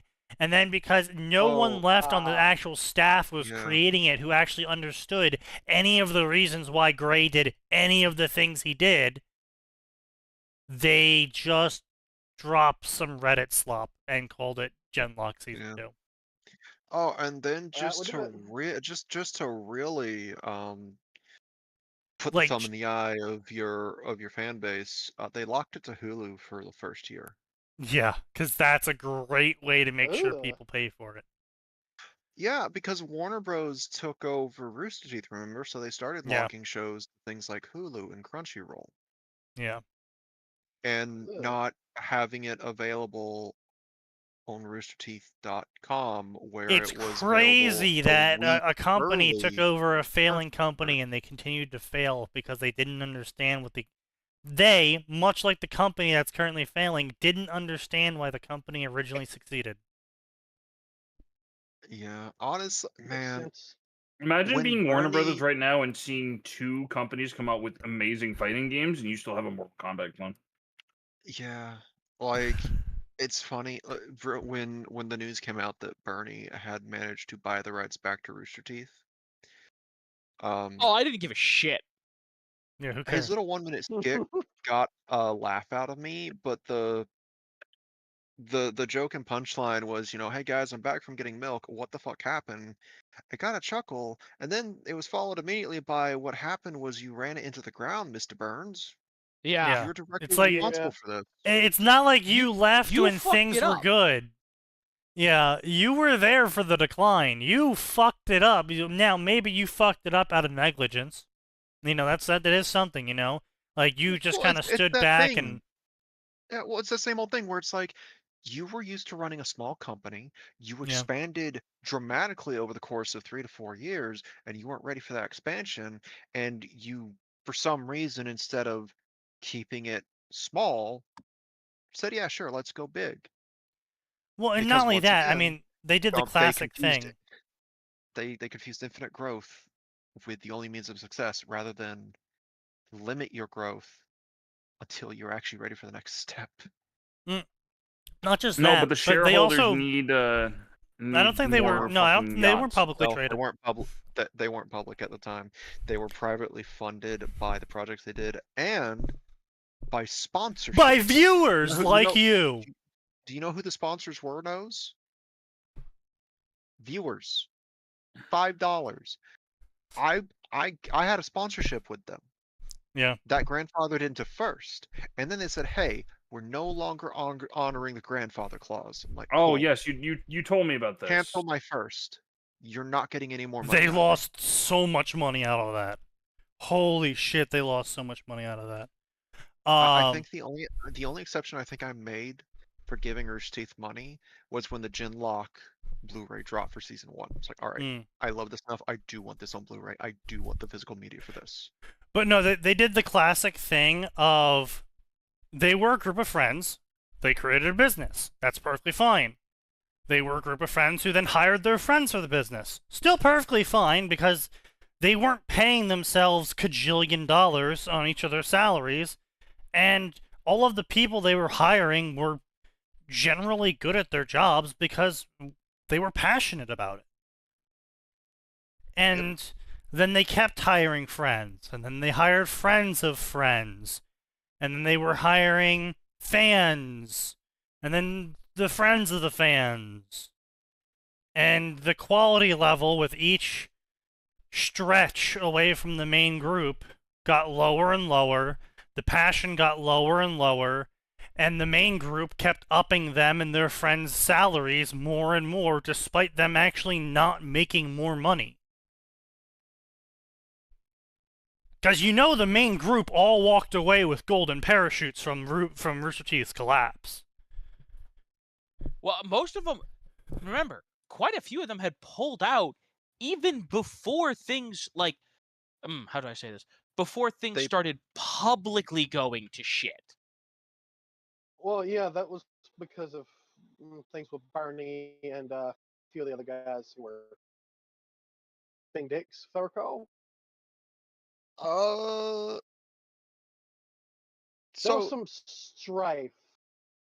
So the problem isn't so much that. The problem is that some of the new hires that they've been bringing in had thin skins, and there's no other way to really put it. Well, okay. Yeah, there was some of them were too. thin-skinned, but some of them had legitimate complaints. The argument I'll make against that is that Rooster Teeth had been edgy humor for a long, long time. So those legitimate Yeah, you know what complaints, you're getting into. I still can't view as legitimate because at the end of the day, what they were saying probably was not malicious in nature.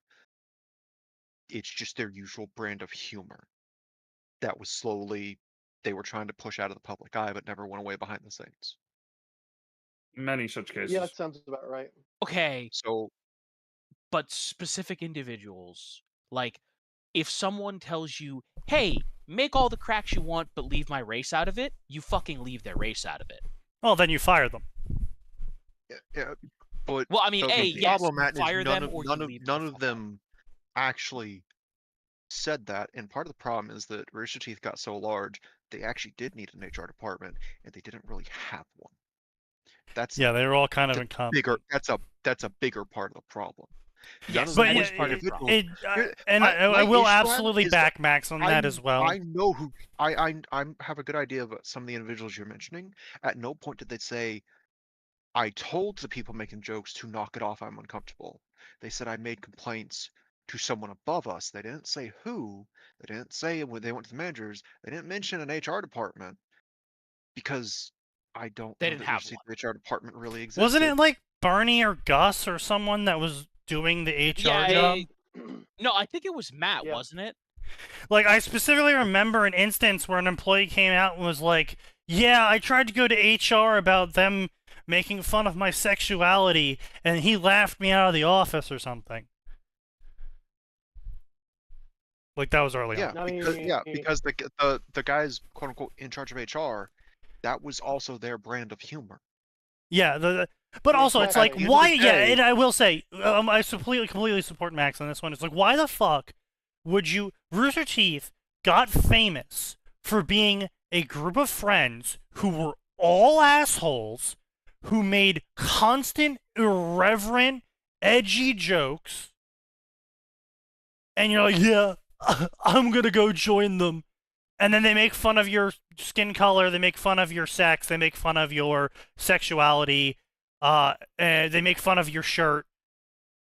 And you're like, They do the same shit to oh! get each other. Yeah, the same shit they're doing to each other all the time. And Listen, sure, is all it a of little us bit here different when... make asshole jokes. All I'm Sure, gonna yeah. say is, not But all no, of them, but some people did in fact tell them to knock it off, at least according to their testimony. Sure, yeah, but point being is, though, it is a little bit different, however, and I do understand this. Again, this is the whole problem with turning a friend group into a business, is that they were all the upper management. And when your boss and all of his friends, who are also various versions of either your boss adjacent, etc., right? Yeah. Are all making fun of something about you, you're kind of like, No one to go am to. I allowed to do it back? If I do it back, will I get fired if I make the wrong joke? Yeah. If Fuck it, hit my back. boss made fun of me for being gay, if I make fun of him for his divorce, am I fired? Yeah, exactly. And it's like, you Ooh, don't talk know. about somebody's divorce. Yes, Oh, but no, that's the sign, point. Shut is the you fuck up. Yes, that Like, too. But you if- don't know. If you're Maybe insulting he'll someone laugh for at the being joke. gay, Maybe Yeah. he won't laugh at the joke. You know, maybe he laughs at the joke every single day, but today his cat died, and so when he came into work and you made a divorce joke, he fires you. Yeah. And so it's like, it is... I understand why corporate does the way they do with certain hierarchical reactions, because it is a hierarchy.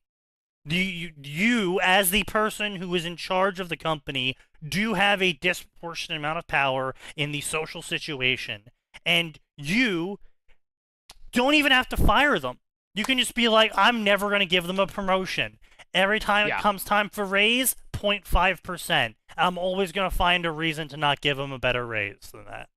Like, And you might not even be doing it conscious. Now, I personally find that unlikely, right? But it is possible that the person might not even be consciously aware that they're going, man, that guy joked about my dead cat, and I didn't appreciate that, despite all the shit jokes I made to him.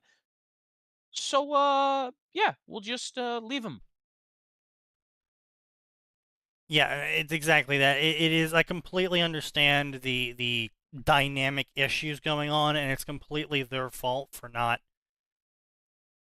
understanding that themselves. But also at the same time, why would you go to a company that you know does these things? Like it's not like they were Blizzard, right? Where on the surface it seemed like they were a big old group of funneled programmers just having a good heckin' time. Yeah. And then behind the scenes they're doing drugs, having parties, and stealing breast milk. That was the one where I was like, "What the fuck, guys?" Yeah. But it's not like that. Rooster Teeth.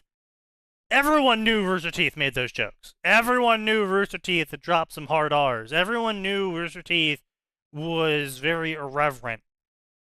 Why would you go to work for them if you had any form of inability to take a joke about any aspect of yourself? Yeah. Well, there are also the people who would intentionally seek out something like that specifically to destroy it. Oh, I know. I'm aware. Don't get me wrong. Yes. I know. That's possible. That did not seem to be the case with some of these people. But the point is, still at the end of the day, though, is that they hired friends, they gave themselves big salaries, and then they failed as a company because they didn't understand that the pool of people who will pay for them to make edgy jokes and pretty decent animations and a nice nostalgic story about Halo, Halo multiplayer specifically, it's a very limited niche group. It's not going to grow infinitely. Just because you got 3,000 new subscribers last month doesn't mean you're going to get 3,001 subscribers this month. It's not an exponential growth chart. It's logarithmic effectively with a ceiling.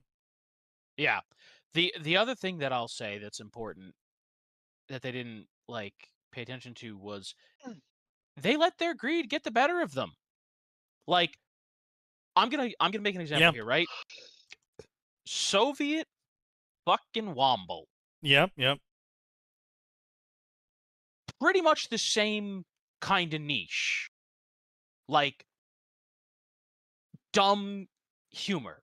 Like, very dumb humor. Shit Cyanide says would probably get some people put on a watch list, yeah. Yeah. But, yeah, right? But, he has never stopped. He's never taken an ad deal. He's never done anything crazy. Right, sure. He has his Patreon. He makes money off his Patreon. He knows who butters his fucking bread. And he sticks to it. Yeah. And I think the other key part, a lot of Twitch streamers are finding this out now that the Genshin boom is dying, is that a lot of these Genshin streamers thought people showed up for them. I mean, not just Genshin. Like, WoW, this happened to WoW streamers too. Yeah, I was just saying that was a big one for the WoW streamers. A lot of people thought that the viewers showed up for them, and in reality, they were showing up for the gameplay and the occasional commentary from you, not for you. And so when you went to go do non-gameplay things, basically no one showed up because they weren't there for you. And so it's you have to make sure when you do get popular, the reason why you're popular. We've seen this plenty of times throughout history since YouTube was developed. Lol cows getting popular, thinking that they're popular for the wrong reasons, and then, being lol cows. Yeah. And so, the internet blood sports. No one was actually there for that whole thing. They were just there to watch all of these streamers crash out and destroy their careers. True. Genshin's a good example of this. I was also thinking of Destiny. That's a good example too. Yeah, exactly. Yeah, these companies, these games, these settings, these game mechanics, these plot themes, they were all affected by the societal events occurring at those times, and a lot of people misunderstood those signs. And I can't fathom how, oh wow, my popularity is really going through the roof, I bet it's going to stay like this forever. Completely not connecting it to the fact that everyone is legally mandated to stay inside their house. It's like, maybe everyone's buying your video game or watching your stream because they're not legally allowed to leave their home. Yeah. Maybe. Damn, that's crazy. Holy shit, did the Bloodsports hosts get an ego? Well, yeah, of course. Yeah, like I said, they completely misunderstood why people were there. But yeah, no, so it's crazy how you can just crash something good. How easily you can crash something good. And that's why I like Tectone, for example. Where Tectone literally says, hey guys, if I'm ever doing an ad read or a sponsored game, and I make comments about how good the water looks, that means this game sucks. Yeah. But I can't say that during the ad read. So I'll just comment how good the water is. It's like hint, hint, nudge, nudge. This game is ass. 7 out of 10, too much water. But Well, yeah, let's no, go to some boys. but yeah, it's absolutely fucking crazy. But anyway, this worm story, geez, I almost crossed the streams on how bad this shit was. This Ruby story is dog shit. Yeah, basically the guy was on Reddit. He knows the entire anime plot.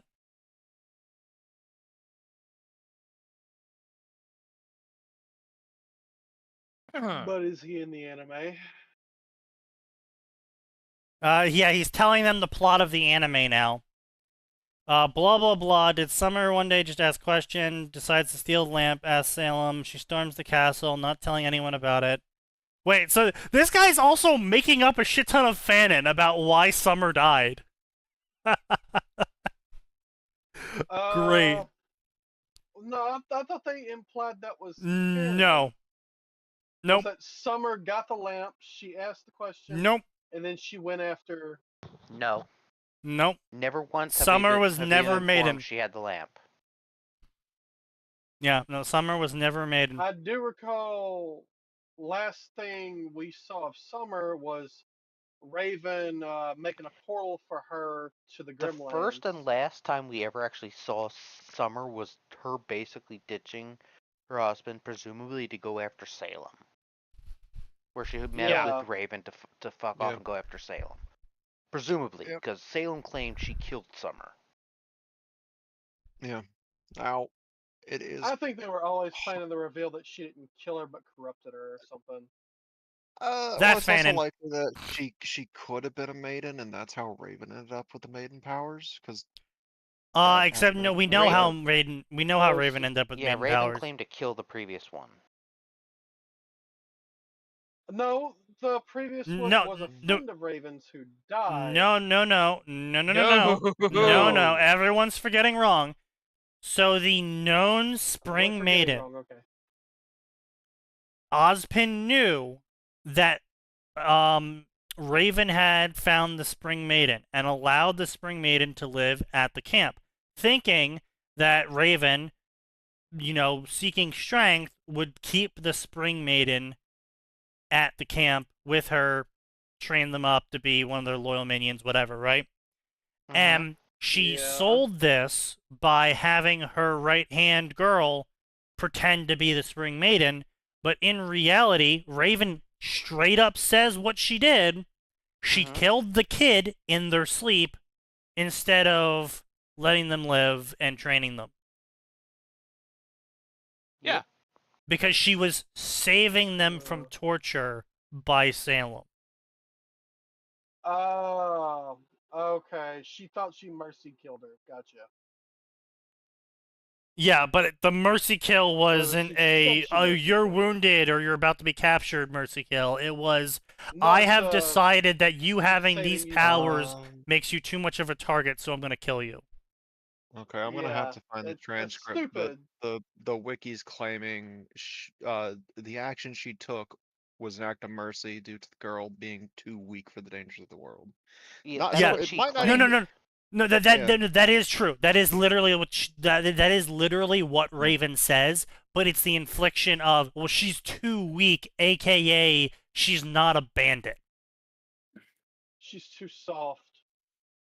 Yeah, this straight up looks like a moment of Ray being like, yes, I will just gold clock the bitch because why not? You won't use the powers correctly, so I'm going to kill you because you're naive, air quotes. Yeah, And it's but better that I have the power instead of you, who could let it fall into Salem's hands, because I will never fall into Salem's hands, because I am Raven Bren.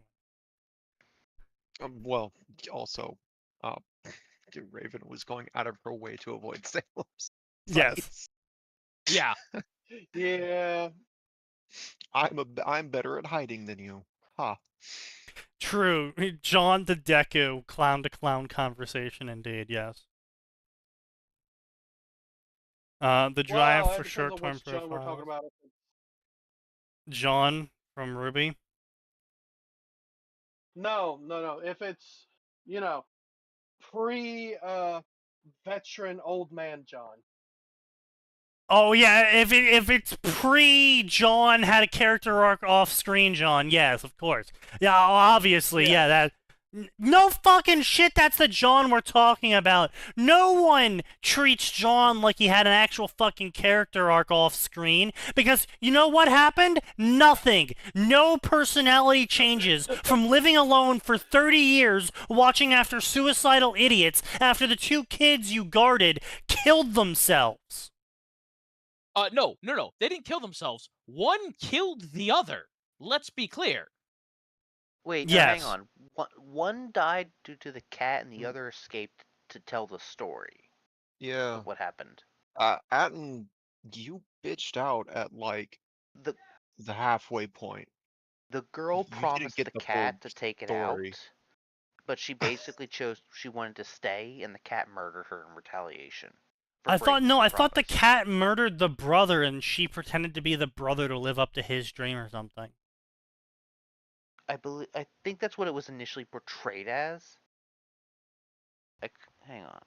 I know something along the lines of one of the siblings was murdered by It the was cat, stupid. explicitly. Anyway, point Okay. being, it was stupid.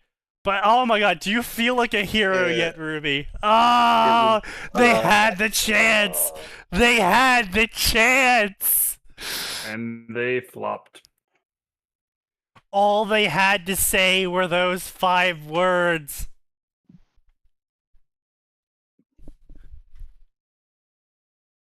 I still love that everyone else was like, I'm Okay, standing yeah, up no, for the my inner cat killed conflicts that killed were the non- sister. The brother left. Okay. Yeah. Well, because the brother was the one who wrote the story, trying to honor his Yes. sister's memory, and Yeah. as a warning to people who ended up in Neverland.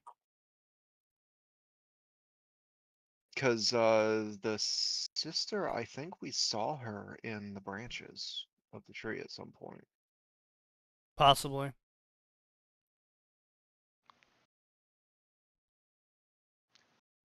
Yeah. Something like that. Yeah, either way. John being unfit for Beacon, Deku being unfit for UA. True. Proclaiming they're going to be the strongest hero without training. And no, I don't hold count on. the John 6 months trained? help.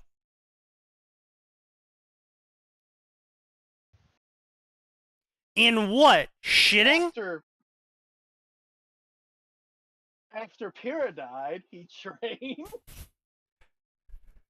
Oh yeah, it only No, took well, his school no, exploding and his threatened girlfriend dying for him to finally learn how to use a After sword. Gordon threatened to blackmail him. After Carton he'd been threatened to blackmail training. him, he changed. He'd been Not yeah, really, no, no. That's not no, it was the training. blackmail arc. No, it was after the No, blackmail it's the arc. He blackmail started arc. training. Don't forget, Sneaky, they straight up skip almost a full fucking year of school because they suddenly go into hyperdrive. Oh no, Yeah, I'm just aware, but my immediately issue carries is that John didn't train, and the reason why I say John didn't train during the off-screen arc is because John's no better of a huntsman than he was before the off-screen arc. That's no, hang on. I'm firmly on the of the opinion that this is a Rooster Teeth problem because every time John had any advancement, they always reset him back to zero, back to Yeah, and the cat that's in the how tree, is that? basically. Yeah, how is that? yeah. I'm saying it's shit storytelling on their part. What This the fuck is this? oldie but goldie. Jesus. Oh, that was a classic. Yeah, that was so good. God damn it, tension. How long did it take him to It was have 30 that deleted minutes. by the mods again? It was like Did it 30 last- minutes. Did it last even that long? No, it did. It lasted a little bit and then got deleted very quickly. Oh, I wonder why. that was good. That was a good time. It's truly a mystery. Because the mods over at the Ruby subreddit are just so They kind have and welcoming and no patient. sense of humor. Fucking do. Fucking scars. Oh god, where's the song? What's the fucking song that everyone thought belonged in Phantom Pain but wasn't actually in it? Invisible. by Duran Duran. Invisible, Duran yeah. Duran, Invisible. Alexa, this is so sad. Play Invisible.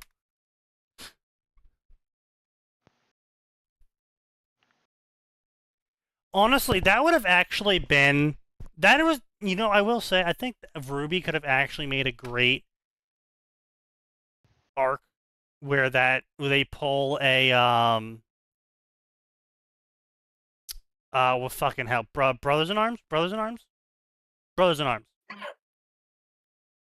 where they like basically one by one, each team member dies, except Honestly, Ruby. didn't Ruby even need to do keeps that. Just like accumulating more have them, stars. just have them like get Metal like Gear version. It's so crazy because it fits so well. It's insane how well it fits. Oh yeah, absolutely. It should have totally been in the soundtrack. Didn't Kojima make some comment update. about Duran Duran? Invisible. Didn't That he might have make been a it. comment about it? I don't know. If No, they had no, a no. I'm comment. saying, like his reaction to the meme and him being like, "Oh yeah, it should have been in there."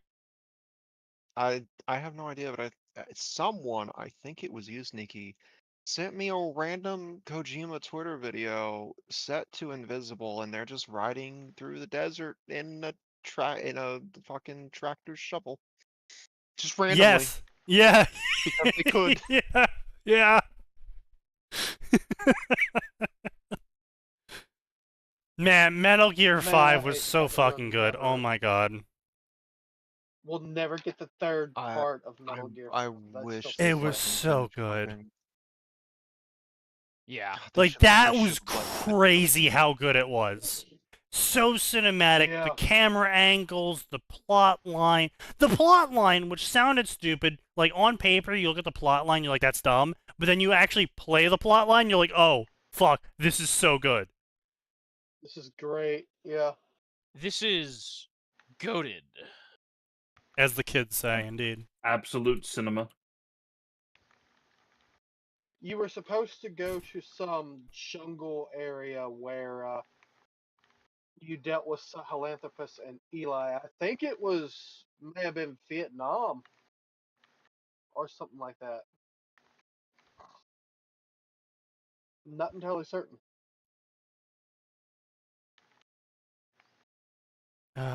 So good. I will never forgive them for adding an end game that is so dog shit and multiplayer required. What do you mean? In the game you could collect resources, and you could spend those resources to get better deployment tech. So while you could pick up a gun on the field of battle, you could instead get a better deployment loadout. And Well, it was like a year into the game being out, they patched the end game and added a whole bunch of new higher tier guns for like the people who were dedicated to still playing it still. And they all required multiplayer resources.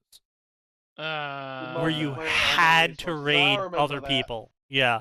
And it was ludicrous. Like, the tier 8 gun was like 8,000 metal.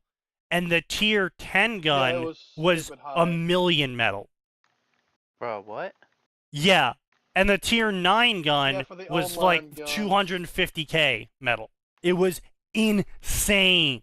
You had to play for weeks as the only game you playing every single day to even get close to finishing one gun.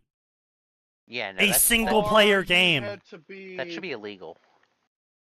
Oh, but don't worry, they sold resource packs. Percentile of this. Of course they did. Or you had to buy the resource pack. Yeah. Like, if you're in the top percentile. Also, your resources could get stolen. Yeah. What? Your resources can get stolen. Your men could get stolen. Percentage-wise, you lose resources. Okay, Oh, well, no, your soldiers don't get perma-stolen. They get taken out of combat, and the other person gets a copy. But the resources you did just lose.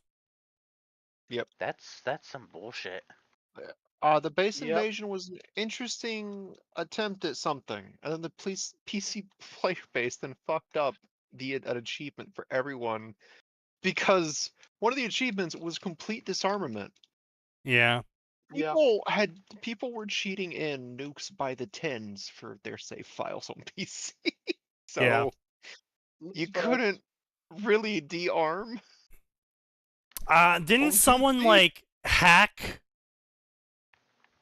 Didn't someone like do some sort of counter hack where they like deleted the nukes from everyone's save files? Yeah, they did. I think so. Because I just remember logging on one day to Metal Gear and getting the disarmament secret cutscene.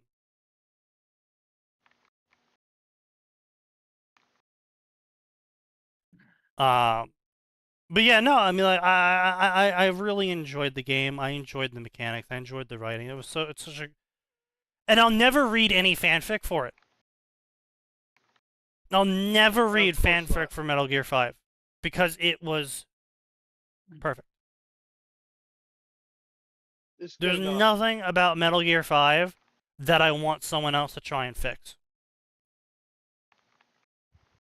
Other than adding more content, the missing content.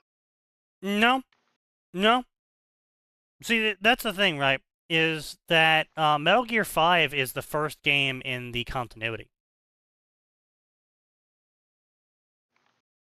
So, you have all the content you need. It's the second in continuity. Yeah. I was going to say, it's Takes like place the after second or 3. third. Yeah, right. It's It's 3 after, is in 5. 3 is where it starts. Right. It's after right. Peace Walker. Like 100% is absolutely directly after Peace Walker. Oh, Right. then yeah, it has to be third. I completely Yeah, forgot. that's fair. You're right. My bad. I don't know anything about Peace Walker aside from that's where Paz, I think, was first. Yeah, that introduced. was where. Yeah, that was where he was. That's where they introduced. introduced Paz. Yeah, it's been a while, but my bad. But anyway, point being though is that there's plenty of content that comes after 5. It's just not in the form of additional 5 content. And so I don't want people touching any of that. That's like if someone came in and was like, "Yeah, guys, I'm only going to edit the start of Mass Effect 3. It's like, yeah.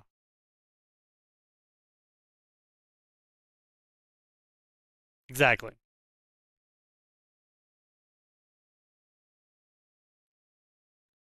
So, it's kind of just like, okay. It's a mix of, I don't want to read any Metal Gear Solid. Honestly, actually, I'll expand that. I don't want to read Metal Gear Solid fan fiction in general, because I think you need to be on a certain level of drugs to match Kojima. That and feels if you like are, you generally don't write consistent stories. that feels like an understatement. Yeah. Yeah. And I don't think, just to be clear, I don't think Kojima's on drugs. I just think his thought processes are so eccentric that to get close to how he got to something, you have to be on drugs. He also generates so much that you'd need a Stephen King's worth of cocaine to match it. Like, you can't write Elder Scrolls without being at least a little bit high. True. But yeah, so it's kind of, yeah, I mean, Elder Scrolls is another one. Elder Scrolls, I can kind of tune out the author's lack of knowledge when it comes to greater Elder Scrolls lore if all they're trying to do is try and tell a small story. I can sort of withstand that. But Elder Scrolls games aren't as message heavy as Metal Gear games are. Like, all of the Metal Gear games were very heavy in background messaging. Which is generally, war is bad. I mean, yes, certainly, but personalities, lessons learned. There's a lot of nuanced stuff going on in the background behind the funny game. Haha, pew pew, sneak sneak. Cardboard box. Oh yes, absolutely. So I don't really want someone to try and take a crack at it because it's so easy to fuck up. I feel like I don't want my image of the property to be tainted effectively by amateur incompetence. And that's not a slight against them as writers. It should be, but it's not. Kojima. Well, yeah, sure. No, but it's not a slight because I'm not blaming them for not being professional writers, obviously. I'm also not I'm not going to blame them for not being Kojima. Yeah, so it's like, I'm sorry, it's like, hey, it's great that you wrote something for Metal Gear, but I'm not interested in reading it because I'm interested in what Kojima has to say about Kojima's world, not what you have to say about it. Yeah, that's how I feel like there's with no way you can match this. This is how I feel like with series like Eminence, where it's like I have no real none. I have no interest in really seeking out fanfiction. Maybe I'll be like, okay, I'll look. Once in a while, I've found a good Eminence fanfic, but again, it comes to the problem of you're talking about massive fractions of a percent, because it's like you gotta have people that write. So you gotta have people that watch Shadow of Eminence, and then you have to have people who write who watch Shadow of Eminence. And then you have to have people who wrote something who watch Shadow of Eminence. And then you have to have people who understood Shadow of Eminence, who wrote something for Shadow of Eminence, who watch Shadow of Eminence. It's like, you start getting into these really fractional percents of a fractional percent of people who actually comprehend the property they're writing for, and then are able to replicate the thing that they're writing for, and are also able to get all of the details that are important to that thing correct as well. And then you have to have it come off as not. And then they have to make something new. Make something new without following the rails of canon, but without also derailing the rails of canon, because Sid being Sid does some crazy shit that half those girls wouldn't be there, they'd be dead if Sid wasn't Sid. Yeah, effectively. And so it's just this really complex network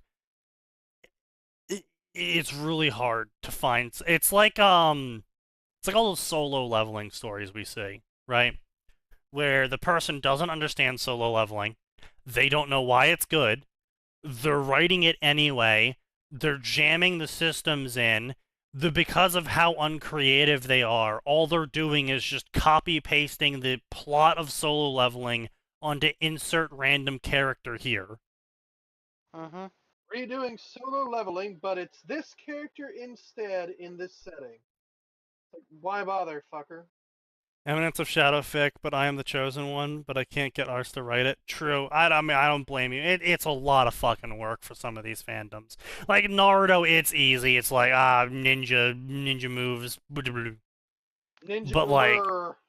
yeah, it's like, it's I, not from a hard. young age, started training my chakra capacity, Yeah. which let me be really strong. Mm-hmm. I followed Yep. the Itachi timeline before Itachi set it up. I'd say, Yeah. theoretically, you could make a solo leveling with just the power, but people cling on to the whole gamer system, either not understanding why the gamer system exists, or not caring and just going, gamer system, go, burr. And Well, it's I like, mean, that comes with it's the They whole also don't that. care. It's Well, no, a fair number of them don't understand what's going on, why the gamer system is the way it is, why it's giving him that power set, etc., etc. But I mean, it's also just a case of game system go burr. Gamer system's an easy way to give him a power up, because everyone always complains when I make a character and make him super strong. But if I show him have high numbers, then that means that no one complains because he has high numbers. big numbers is why he's so strong. Get over it. But yeah, so it is insane how many people. I mean, Ruby's another actually great one, because it's kind of like the other end of the horseshoe. You have all these different sections of fandoms that are like really high effort to understand so you can properly recreate what the original authors created. With Ruby, Low effort, low entry. well, yes, it's really low effort and low entry, but it's actually secretly high effort, because you don't have to recreate the shit that they made. You have to make new shit, because the shit they made is so fucking terrible that the second you start trying to write any of it, you're like, wait a second, none of this fucking works. Mm-hmm. Wait a minute. Because they just This is didn't shite. have things for this. You had to make your own world, essentially. Yeah. No shit, yeah. But it's just kind of the problem, because too much world building trying to salvage it, and it's like, you risk becoming something else, and it's like, not Ruby anymore, because you have to do so Well, much no, work no, on no. it. You can certainly, I mean, I've proven this before countless times. You can certainly do massive overhaul sweeping changes to Ruby while still keeping the core concept of Ruby. It's just the problem comes is when you try to generate new plot in Ruby, you have to basically world build at the same time. Because it's like, Yep. oh, Team Ruby's gonna go on a new mission. Okay, so what kind of missions would they have? Well, they would have grim destroying missions, and maybe there's like an alpha in the area they need to hunt down. So the horde clearing. Maybe there's like defending a town. But why would a town put in for defending? That short did it really Oh, well. defending could be from like bandits or grim. But why would there be bandits? Oh, the bandits would be because. And that's what ends up happening is you start like basically toppling these fucking dominoes, where anytime you want to start and add a new piece of lore to expand your plot line about why That's the also plot line you've created is important and you should read the story for it, you start running into all these problems of like, why is there a dock that's unguarded with highly explosive shipping crates that have seemingly no form of armor or packing? Why is there a shipping industry where the ships aren't guarded and don't have weapons on them, yet for some reason we have leviathans in the ocean? Why are they relying on a train that can have armored mounts on it, but those armored mounts fail because the conductor is lazy or something. Like, it makes no fucking sense. Some of the trains are like, yeah, we're the Gustav, but we're a passenger train. It's like, huh? And then they're like, shut up and enjoy it, nerd. well, see, that's the problem, right? Is that you can do that with Naruto, you can do that with Bleach, and you can do that with One Piece. Their worlds make no fucking sense, but they've all included so much ground for you to tread on that you don't really have to invent economies for your character to go to the land of Earth and fight ninjas there or something, right? Like, you don't have to invent the economy for the land of Earth. Because there's already so much content for the land of Earth that you don't need to come up with an economic reason as to why your character's ending up there. You have 10 other ones already made. True. And unlike with Ruby, where it doesn't matter what you choose the reason as to why the next thing happens, you effectively have to create wholesale new content for the world, because there is no fucking ground to stand on for doing anything but a complete rehash of canon. Uh-huh.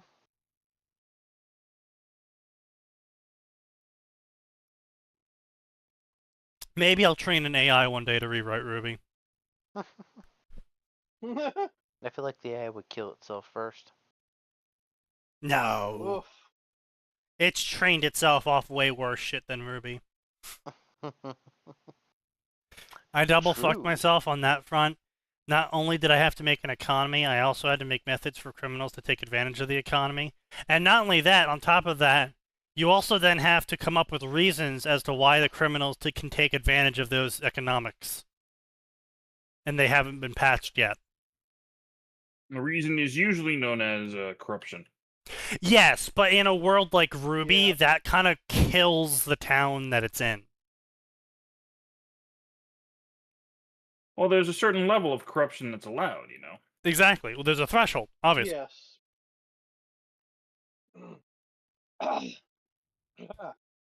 It's like we take a little bit of dust there, they get a little bit of extra money in their pocket, we help protect the town, they're all happy. Everyone's happy. But yeah, so that's what I'm saying. Like, if you try and make anything for Ruby, Junior's bar, for example, is a great example. Everyone tries to use Junior in their stories. But the problem is with Junior is we have no fucking lore for Junior besides he's a criminal and runs a criminal family, and it's the biggest criminal family in Vale. Except it's a wild bow situation where we've seen Junior have all of 7 dudes. So apparently in a either Vale's population is in the tens of thousands, but is now somehow losing towns of hundreds every month without blinking. They also Or... needed an expansion. Oh yeah, so a population so high they needed an expansion. Or... the largest criminal family in Vale is 10 people. I like that second one. Yeah, but that makes I don't that's like the the wild bow option, so it's always the dumb one. Yeah, no, I was just saying, to be clear, yeah, it's incredibly stupid. Yeah, the ABB is only 10 members. My name's Wild Bow. I'm fucking retarded. Infinite mass. Criminals would only exist if they are cannon fodder against the Grim, but how do you enforce that sort of thing? So it's actually really easy, right? So, like, again, I'll bring this up. It's been a long while, actually, since I brought this up, so I'll bring this up again. I came up with the idea that modern Vale would be a Las Vegas-y, but more in line with old mobster-era Las Vegas, where lots of glitz and glamour, advertisements everywhere, drugs are a lot more liberal, entertainment's a lot more liberal, and basically the crime families of Vale are the ruling government of Vale, but they use a very light hand and excessive entertainment to control the population, to keep them happy, to prevent the Grimm from overwhelming them all. And this works because Vale, in my idea, I made Vale a very low Grimm area. It's a breadbasket. It's very calm, but it doesn't have a lot of dust. So they have a lot of food, they don't have a lot of Grimm, and they don't have a lot of dust. I made Vacuo and Atlas the two extremes, and where they were both very extreme environments to live in, very low food, very Atlas had low Grimm but low food and high dust, and Vacuo had like dangerous singular Grimm and low food and high dust. Oh, never mind, I arrived at the same conclusion. Exactly, right? It's really easy. Like I said, it took all of like 30 seconds from my initial idea of it. You know, I liked Atlas being styled less of this German America Führer wank shit and more of a Frostpunk style of governance where Atlas's conditions are so harsh that everyone kind of just acknowledges that there isn't really much time for rebellion or a better system. Work or die. We could probably come up with something, but those We need tunnels to need to work. be dug, the farms need to be harvested, and the steam must flow. Yeah. of course, if someone pushes that, right? And here's the thing, you can have that so that if someone pushes that thing too far, right? You could make it be like there has been exactly one rebellion in Atlas's history, and it was known as, right? You could be like, it was known as the Stupid King. And he was just so stupid and driving everything into the ground that everybody was like, okay, look, we'll take this guy out in like a week, and then we'll get back to doing what needs to be done. That's the other thing, is that for Atlas, in my idea, it wasn't a monarchy, it was a collective republic. Where effectively, you know... Then the stupid prime minister, whatever. Right, no, I understand the idea. I would call it something more like the Great Collapse, because again, the whole idea with Atlas, because what we saw of Atlas was permafrost land, right? We all saw that with Atlas. So probably not a lot of great farming spots on the surface, and for a pre-modern society, also not a lot of great places to live. And so my whole idea with Atlas and Frostpunk inspired was that they basically, inspired by the caverns under Mantle that were mentioned, basically the idea was that they lived with a small settlement above ground, but a majority of the settlement was below ground using steam from natural geovents to thaw out areas and keep them humid and warm. And effectively, these steam tunnels would be dug, digging for new farms for moss, mushrooms, stuff like that. Yeah. Yeah, like, really, is there going to be a lot of farming being done in rock and ice? Yeah. And the idea is a lot of farming would be done in these like very moist caves that would be dug out, and you would have these walkways with steam pipes leading everywhere, and it'd be a messy network maze of tunnels and pipes and constant expansion because they need to constantly find more steam from the geo-events to feed more farms, to feed more people, so they need to build more tunnels. So that was Atlas. City must grow to suit the growing needs of the city. The steam must flow. That was my tagline for Atlas.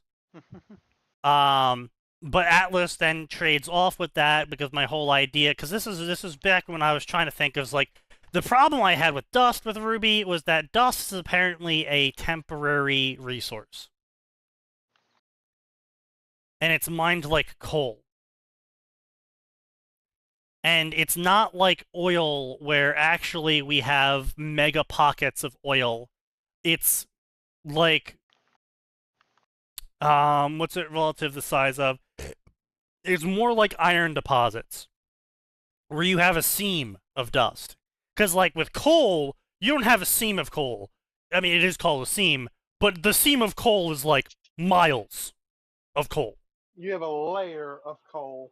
Yeah, it's just a layer of fucking coal. Like, it wasn't that much. It was like a small mine's worth of dust. And this is a normal dust mine, according to the Ruby team. And so I really hated this idea that electricity dust was just in the ground next to fire dust, next to earth dust, next to air dust, next to gravity dust. And they're all just one giant lump. It would be like fucking digging in the ground one day, and then you find not only gold inside your iron, but also bauxite and copper and coal. And some all steel in- just for good measure. Yeah, and some steel just because fuck you. And it's like you find this all in one seam. It's like, huh? That's not how that works at all. And I'm not saying that writers need to be like super ultra precise. However, there are models now, world map generator models now, where you can give it a world map or build the world map in the modeler, and then you can put your rivers in where you want to put the rivers in, or you can tell it to generate the rivers, and then you can put your mountains in, or you can tell it to generate mountains. And depending on if you want to do it manual or auto, it'll eventually you'll end up with a world map, and then you can tell it generate the metals, and it will generate the metal patches according to how metal forms in the earth. Yeah. Like, you're gonna have rivers with gold in it. You're gonna have, basins of iron from where the volcano runoff occurred. Do I have the link to it? No, it's been 7 years.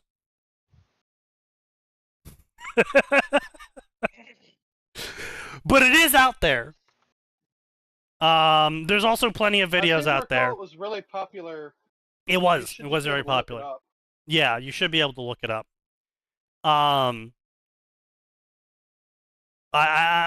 It's also on my computer somewhere. I downloaded some program as well that does similar stuff to it, and I do not know where it is right now. I don't even know what name to start looking up. But I'll get to you back to you after that or after later. I'm drunk. Don't worry. Many such cases. But yeah, anyway, point being is that when it comes to Ruby, you just have to make so much fucking content. And it's not hard, but it is a lot of content. Because, if you're having Veil be this very extrapolated upon lore, then if you don't also do it for the other nations, and then you mention them and you go there, and then you have to kind of retcon halfway into your story what's actually going on in that nation, you kind of kill your story, and I've seen it happen. Well, here's the thing you could do. You could just do what the British do, which is steal concepts from every single other IP ever. And I mean, that's literally what I did. I mean, I literally made Atlas Frostpunk. I literally made Mistral a mash of Japanese corporatocracy, during that whole, I forget the word is, Zanbatos. Oh. Black companies. No, they're not black companies. It was a word for the economic system that the Japanese government used, that got them into World War II in the first place, and effectively it was Zaibatsu? Zaibatsu. Thank you. I was gonna sworn that's what it was. Yeah. Trying to remember what the fuck it was. I swear to God, I remember this. So basically, the inspiration for Mistral was a mix of Roman Empire and Zaibatsu. Well, at least you didn't make the wintry place just fucking Russia like everyone else and their mom. I mean, it was heavily inspired by Russia, but it was you know, No, my point more... is, like, from what I've seen of other fanfics, it's just Russia. Yeah. It's just Russia. Also, we named the secret police of Russia with nothing changed. Why? Because we're commercially bankrupt. Yeah, true.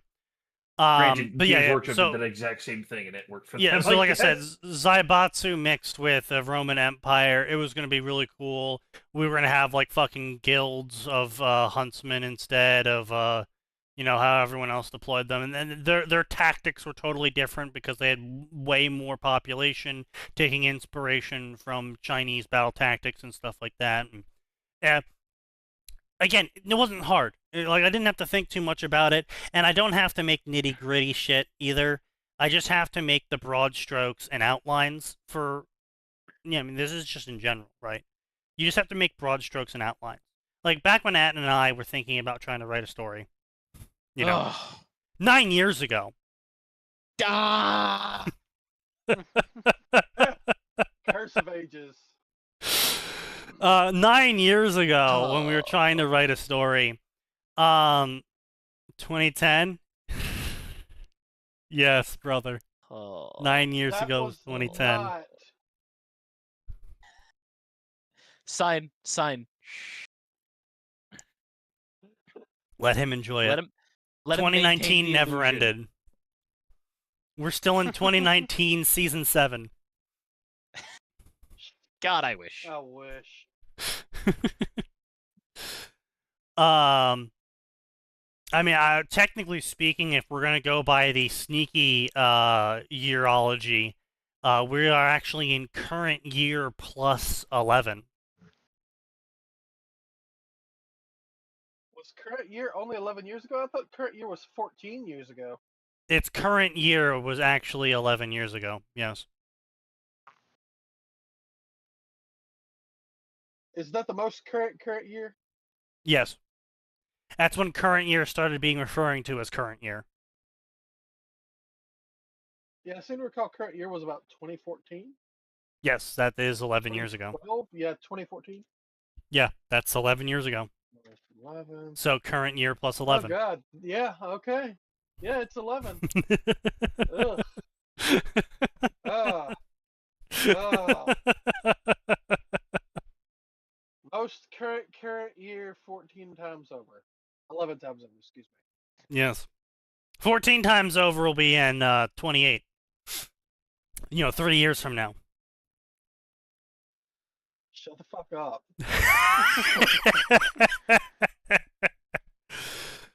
Jay, look on the bright side. We're closer to 2050 than we are to 2000. Shut the fuck up. Oh god. But that'd be, yeah, it was really easy. I just took a lot of inspiration. I stole some art. Oh, no, Sneaky, you're confusing us with Bungie again. I mean, if I ever officially published it, I would have actually gotten it redone. But I mean, we just used it as in-place images. Oh yeah, I know. There's a bunch of stuff we used as in-place images. We were like, yeah, they made genetic mutant freaks because life sucked. Not because life sucked. The Americas was going to be populated by pig humans because at the time, so back in 2019, no, it was 2017. Was that? Yeah, 2017. 2017. We found a news article where scientists were pondering the idea, because of the high compatibility cross point between pigs and humans, where you can actually transplant. Was it a pig heart or a pig liver? No, it was specifically a pig heart that they thought they could do, and then I think it was. No, because someone back in like 2014 it was. Yeah, someone had a pig transplant and it worked. It worked for like 30 days and then they died, but they're like, it worked. Did he die? Work better. The guy did die. because the I don't pig think heart it died eventually because of stopped working. rejection, though. No, it was rejection, but it took a relatively long period of time. Oh, okay, so here we go. We got Tawana Looney in Alabama got a pig kidney, rejected after 4 months. Oh, that's right. No, Tim, the pig heart, pig was in kidney. 22. The pig heart was in 2022, and he died No, after of 2 months. 2024. No, the heart. The heart. Oh, the transplant. heart. Let's see. So was it someone got a pig- heart in 2022. That was it. Pig heart transplant. Do we have anything on pig heart transplant? I don't think no, because I don't think that had First happened yet. successful heart transplant was 2022. He survived 2 months before his heart failed and he died. Yep. Second pig transplant 23. Okay, but like back in 2017, I guess they were talking about the idea of pig organ transplants or something. Yeah. And then they're like, but what if we spliced human and pig DNA together, grew the pig in a tube, and then harvested the organs out of the pig? Technically, we wouldn't be creating humans for the purpose of organ harvesting. And everyone kind of looked at those scientists with like, bro. A little bit skeptical there, bud. Bro, that's the sketchiest way to get around the idea of human organ harvesting. Just Yeah. trust me, bro. Someone was playing But a little yeah, bit too no, much it was RimWorld. Yes, that too. Yeah. We were doing that too. But yeah, anyway, point being though is that we saw that and we're like, okay, but what if scientists actually go ahead with it? You know, what if humanity does actually enter into a biological arms race? And in America, they created a shit ton of pig humans for reasons. And we'll get to the reasons at some point later on in the future. But the real point, the core idea is that pig humans, America, volcano erupted, everyone else in America died. Pig humans didn't die because they were kept alive by the machines. When the machines failed, some of the pig humans were able to break out of their glass casings and were able to inhabit America because pigs are really hardy and able to survive on everything. And pig humans would be tool users. And so we would stylize them after a little bit of an orcish sort of way. I was going to say, so America is just populated by pig orcs. Yeah, effectively. Yes. And then we're going to have Europe, which was going to be filled with a bunch of black sites that were managed by AIs or rudimentary AIs, churning out monsters, effectively. You know, fantasy monsters, like giant spiders and shit, not like dragons. Fantasy monsters, chimeras, that sort of shit, because they were black sites while the European Union was creating viruses, plagues, and monster-like soldiers. Is this original fiction? Yeah, this was the original fiction idea we had back in, like, 2018, 2017. And that was going to be our second faction. And the third faction was going to be, because this is, again, around that time when we were thinking of the idea, fox girls, cat girls would be in various feline-based subspecies, and I guess canine. Yeah. Nekomimi girls were going to be a thing coming out of Japan. And the reason why the Nekomimi girls survived is because when Japan went into gene editing, they did the Japanese thing of going really, really hard into it. And so it ended up being that the Nekomimis had a bunch of genes revolving around no mutations and radiation resistance and cancer resistance and a whole bunch of other things. And they effectively use their superior physical capabilities because, again, gene-edited, effectively super soldiers, to survive the apocalypse and rule over what little men were left alive, and men were effectively in Japan, in true Japanese wish fulfillment fashion, kept around as breeding slaves. Yeah. We were less than positive on that, but we're like, look, everyone's gonna think about it. But if there's one specific group that's gonna go hard on it, Yeah. We know who it's going to be.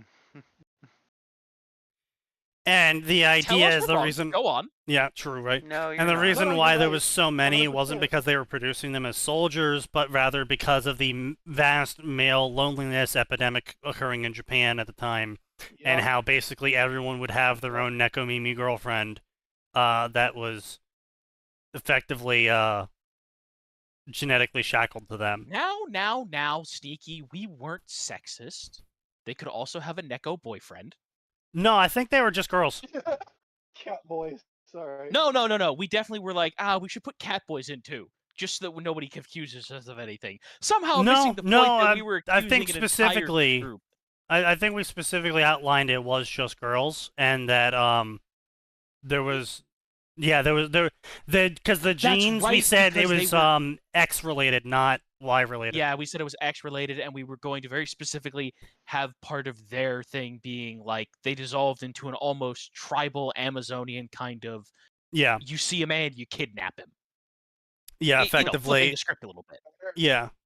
To counterbalance the whole orc style, which is where the biggest pig orc gets the most women. Because it was supposed to be the counterbalance to that. Look, you're the biggest boy. You crump the other boy. You get his stuff. That's how things work. Yes, literally. That's how we were going Yes, to do it. that's how that works. And the whole idea is they were going to end up meeting eventually. In that the humans that were left were going to be like these very pale, kind of distorted looking people that lived in the train tunnels of Europe. And They're fucking Morlocks. Yeah, but one of the things we Yes. were going to have was, at the time, we were speculating that humanity would have, for convenience's sake and with the technological advances, created large intercontinental railways underground. And now Which to would be be how fair, we had to be people fair to survive. us, there was tons of publicly posted plans for this as well. To do those things. Yeah. So the idea was that basically that either a majority of these would be finished or mostly finished, and that humanity would spend the centuries of apocalypse afterwards, basically living in these tunnels and slowly excavating these tunnels, trying to figure out where they led. Because the surface was too dangerous between the radiation, the sickness, the monsters, and that humanity would also be running around with medieval tier magitech, effectively. Yeah. And the common theme was going to be a lot of technology masquerading as magic because the people aren't alive to understand it anymore. They just know if you do X, Y happens. ChatGPT sure seems like magic when you don't know what the fuck AI an is. element Yeah. is. And so that the whole idea is the humans were going to be spreading out through the tunnels. The Nekomimis were going to eventually fall into a Roman style. I'm going to try and get building materials from the farthest location possible to prove my wealth when building my next house. And so they would slowly be ranging further and further inland, eventually meeting the humans, and then the pig orcs would eventually show up on the European lands as well. And we didn't really have an idea beyond that, but that was just general battle plan, and we just generally outlined, like, okay, where are the tunnels? Why are the tunnels there? What are these plans? Would both sides be working on this? Would one side be working on this? Is there, and then we tried finding articles of just general support for whatever might show up in the story, like, oh, these scientists here were proposing, an airborne crossover between 5 different viruses to try and see if we could deploy a instant be sick gas that would knock out people in an area and basically prevent that area from being crossed for a while without wasting too many resources, but also not killing everyone. And it's like, Yeah. oh, well, that ended up turning into a mutant mess of death. Good job, idiots. We recreated mustard gas, but worse. And and the general idea wasn't nuclear bombs killed everyone, it was biological weapons killed everyone. Between the roaming monsters that were created from these black sites, the plagues, virus infections, and that was the reason why that the male cast in the Nekomimi faction was so dwindled, was effectively the only ones that survived were the ones that had successfully procreated with the Nekomimis, who had the resistances to all of the biological agents that were killing everyone. And so they really couldn't risk not mating for the next generation with the Nekomimis, because even if there was a human female around, if they did and their kid didn't inherit the genes that would resist all of the death, their kids just be fucked. then their kid dies. Yeah. We also made it clear that there was going to be some level of societal comeuppance. Like, there were definitely humans that survived in North America, and the orcs killed the orcs killed them because they were being used as organ harvested transplants and construction labor and sewage workers, and basically, hey guys, what if we went back to the antebellum South? But don't worry, these ones are genetic freaks. It's okay. Don't worry, they're not human this time. The boys will never be slaves again. Yeah, and so there we had a lot of ideas for thematic conflict that would occur. Obviously the porks and Nekomimis would clash.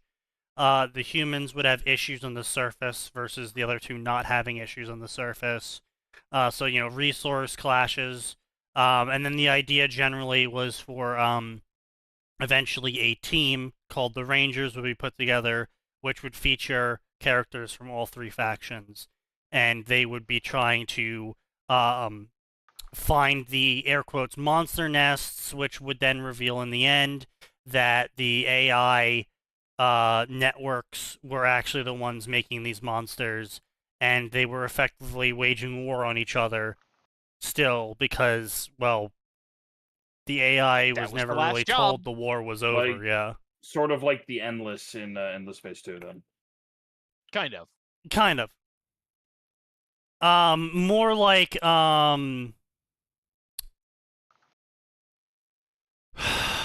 more like a paperclip machine that never stopped making paperclips, because the paperclip machine never had a stop making paperclips function built into its code, because it was assumed that a human would just stop making the paperclips eventually because we wouldn't need more paperclips.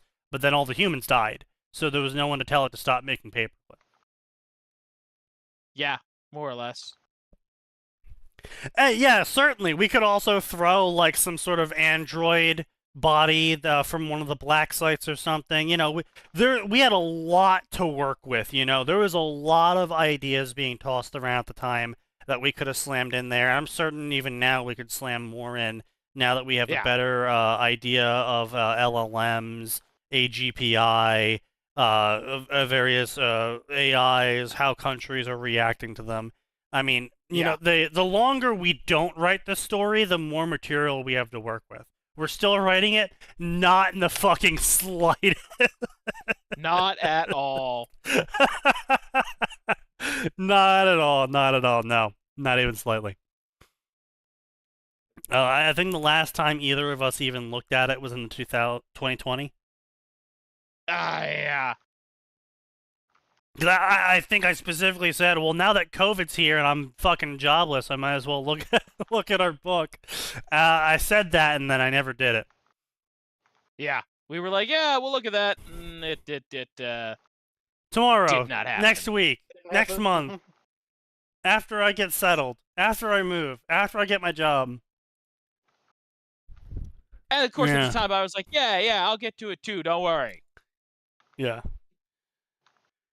But, you know, it is what it is. It is what it is. But, yeah, so anyway, that was a long-ass rant built off of, once again, Ruby causing me to fucking pop off about how much I hated this.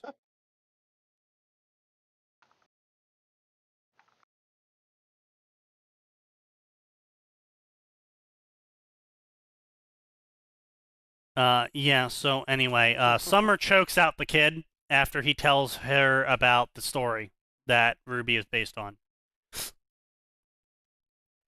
Because she's freaking out over the idea that she would run off and die, abandoning her family. So I come from the future, and last time Oh, you you did. fucking died if you tried that. True.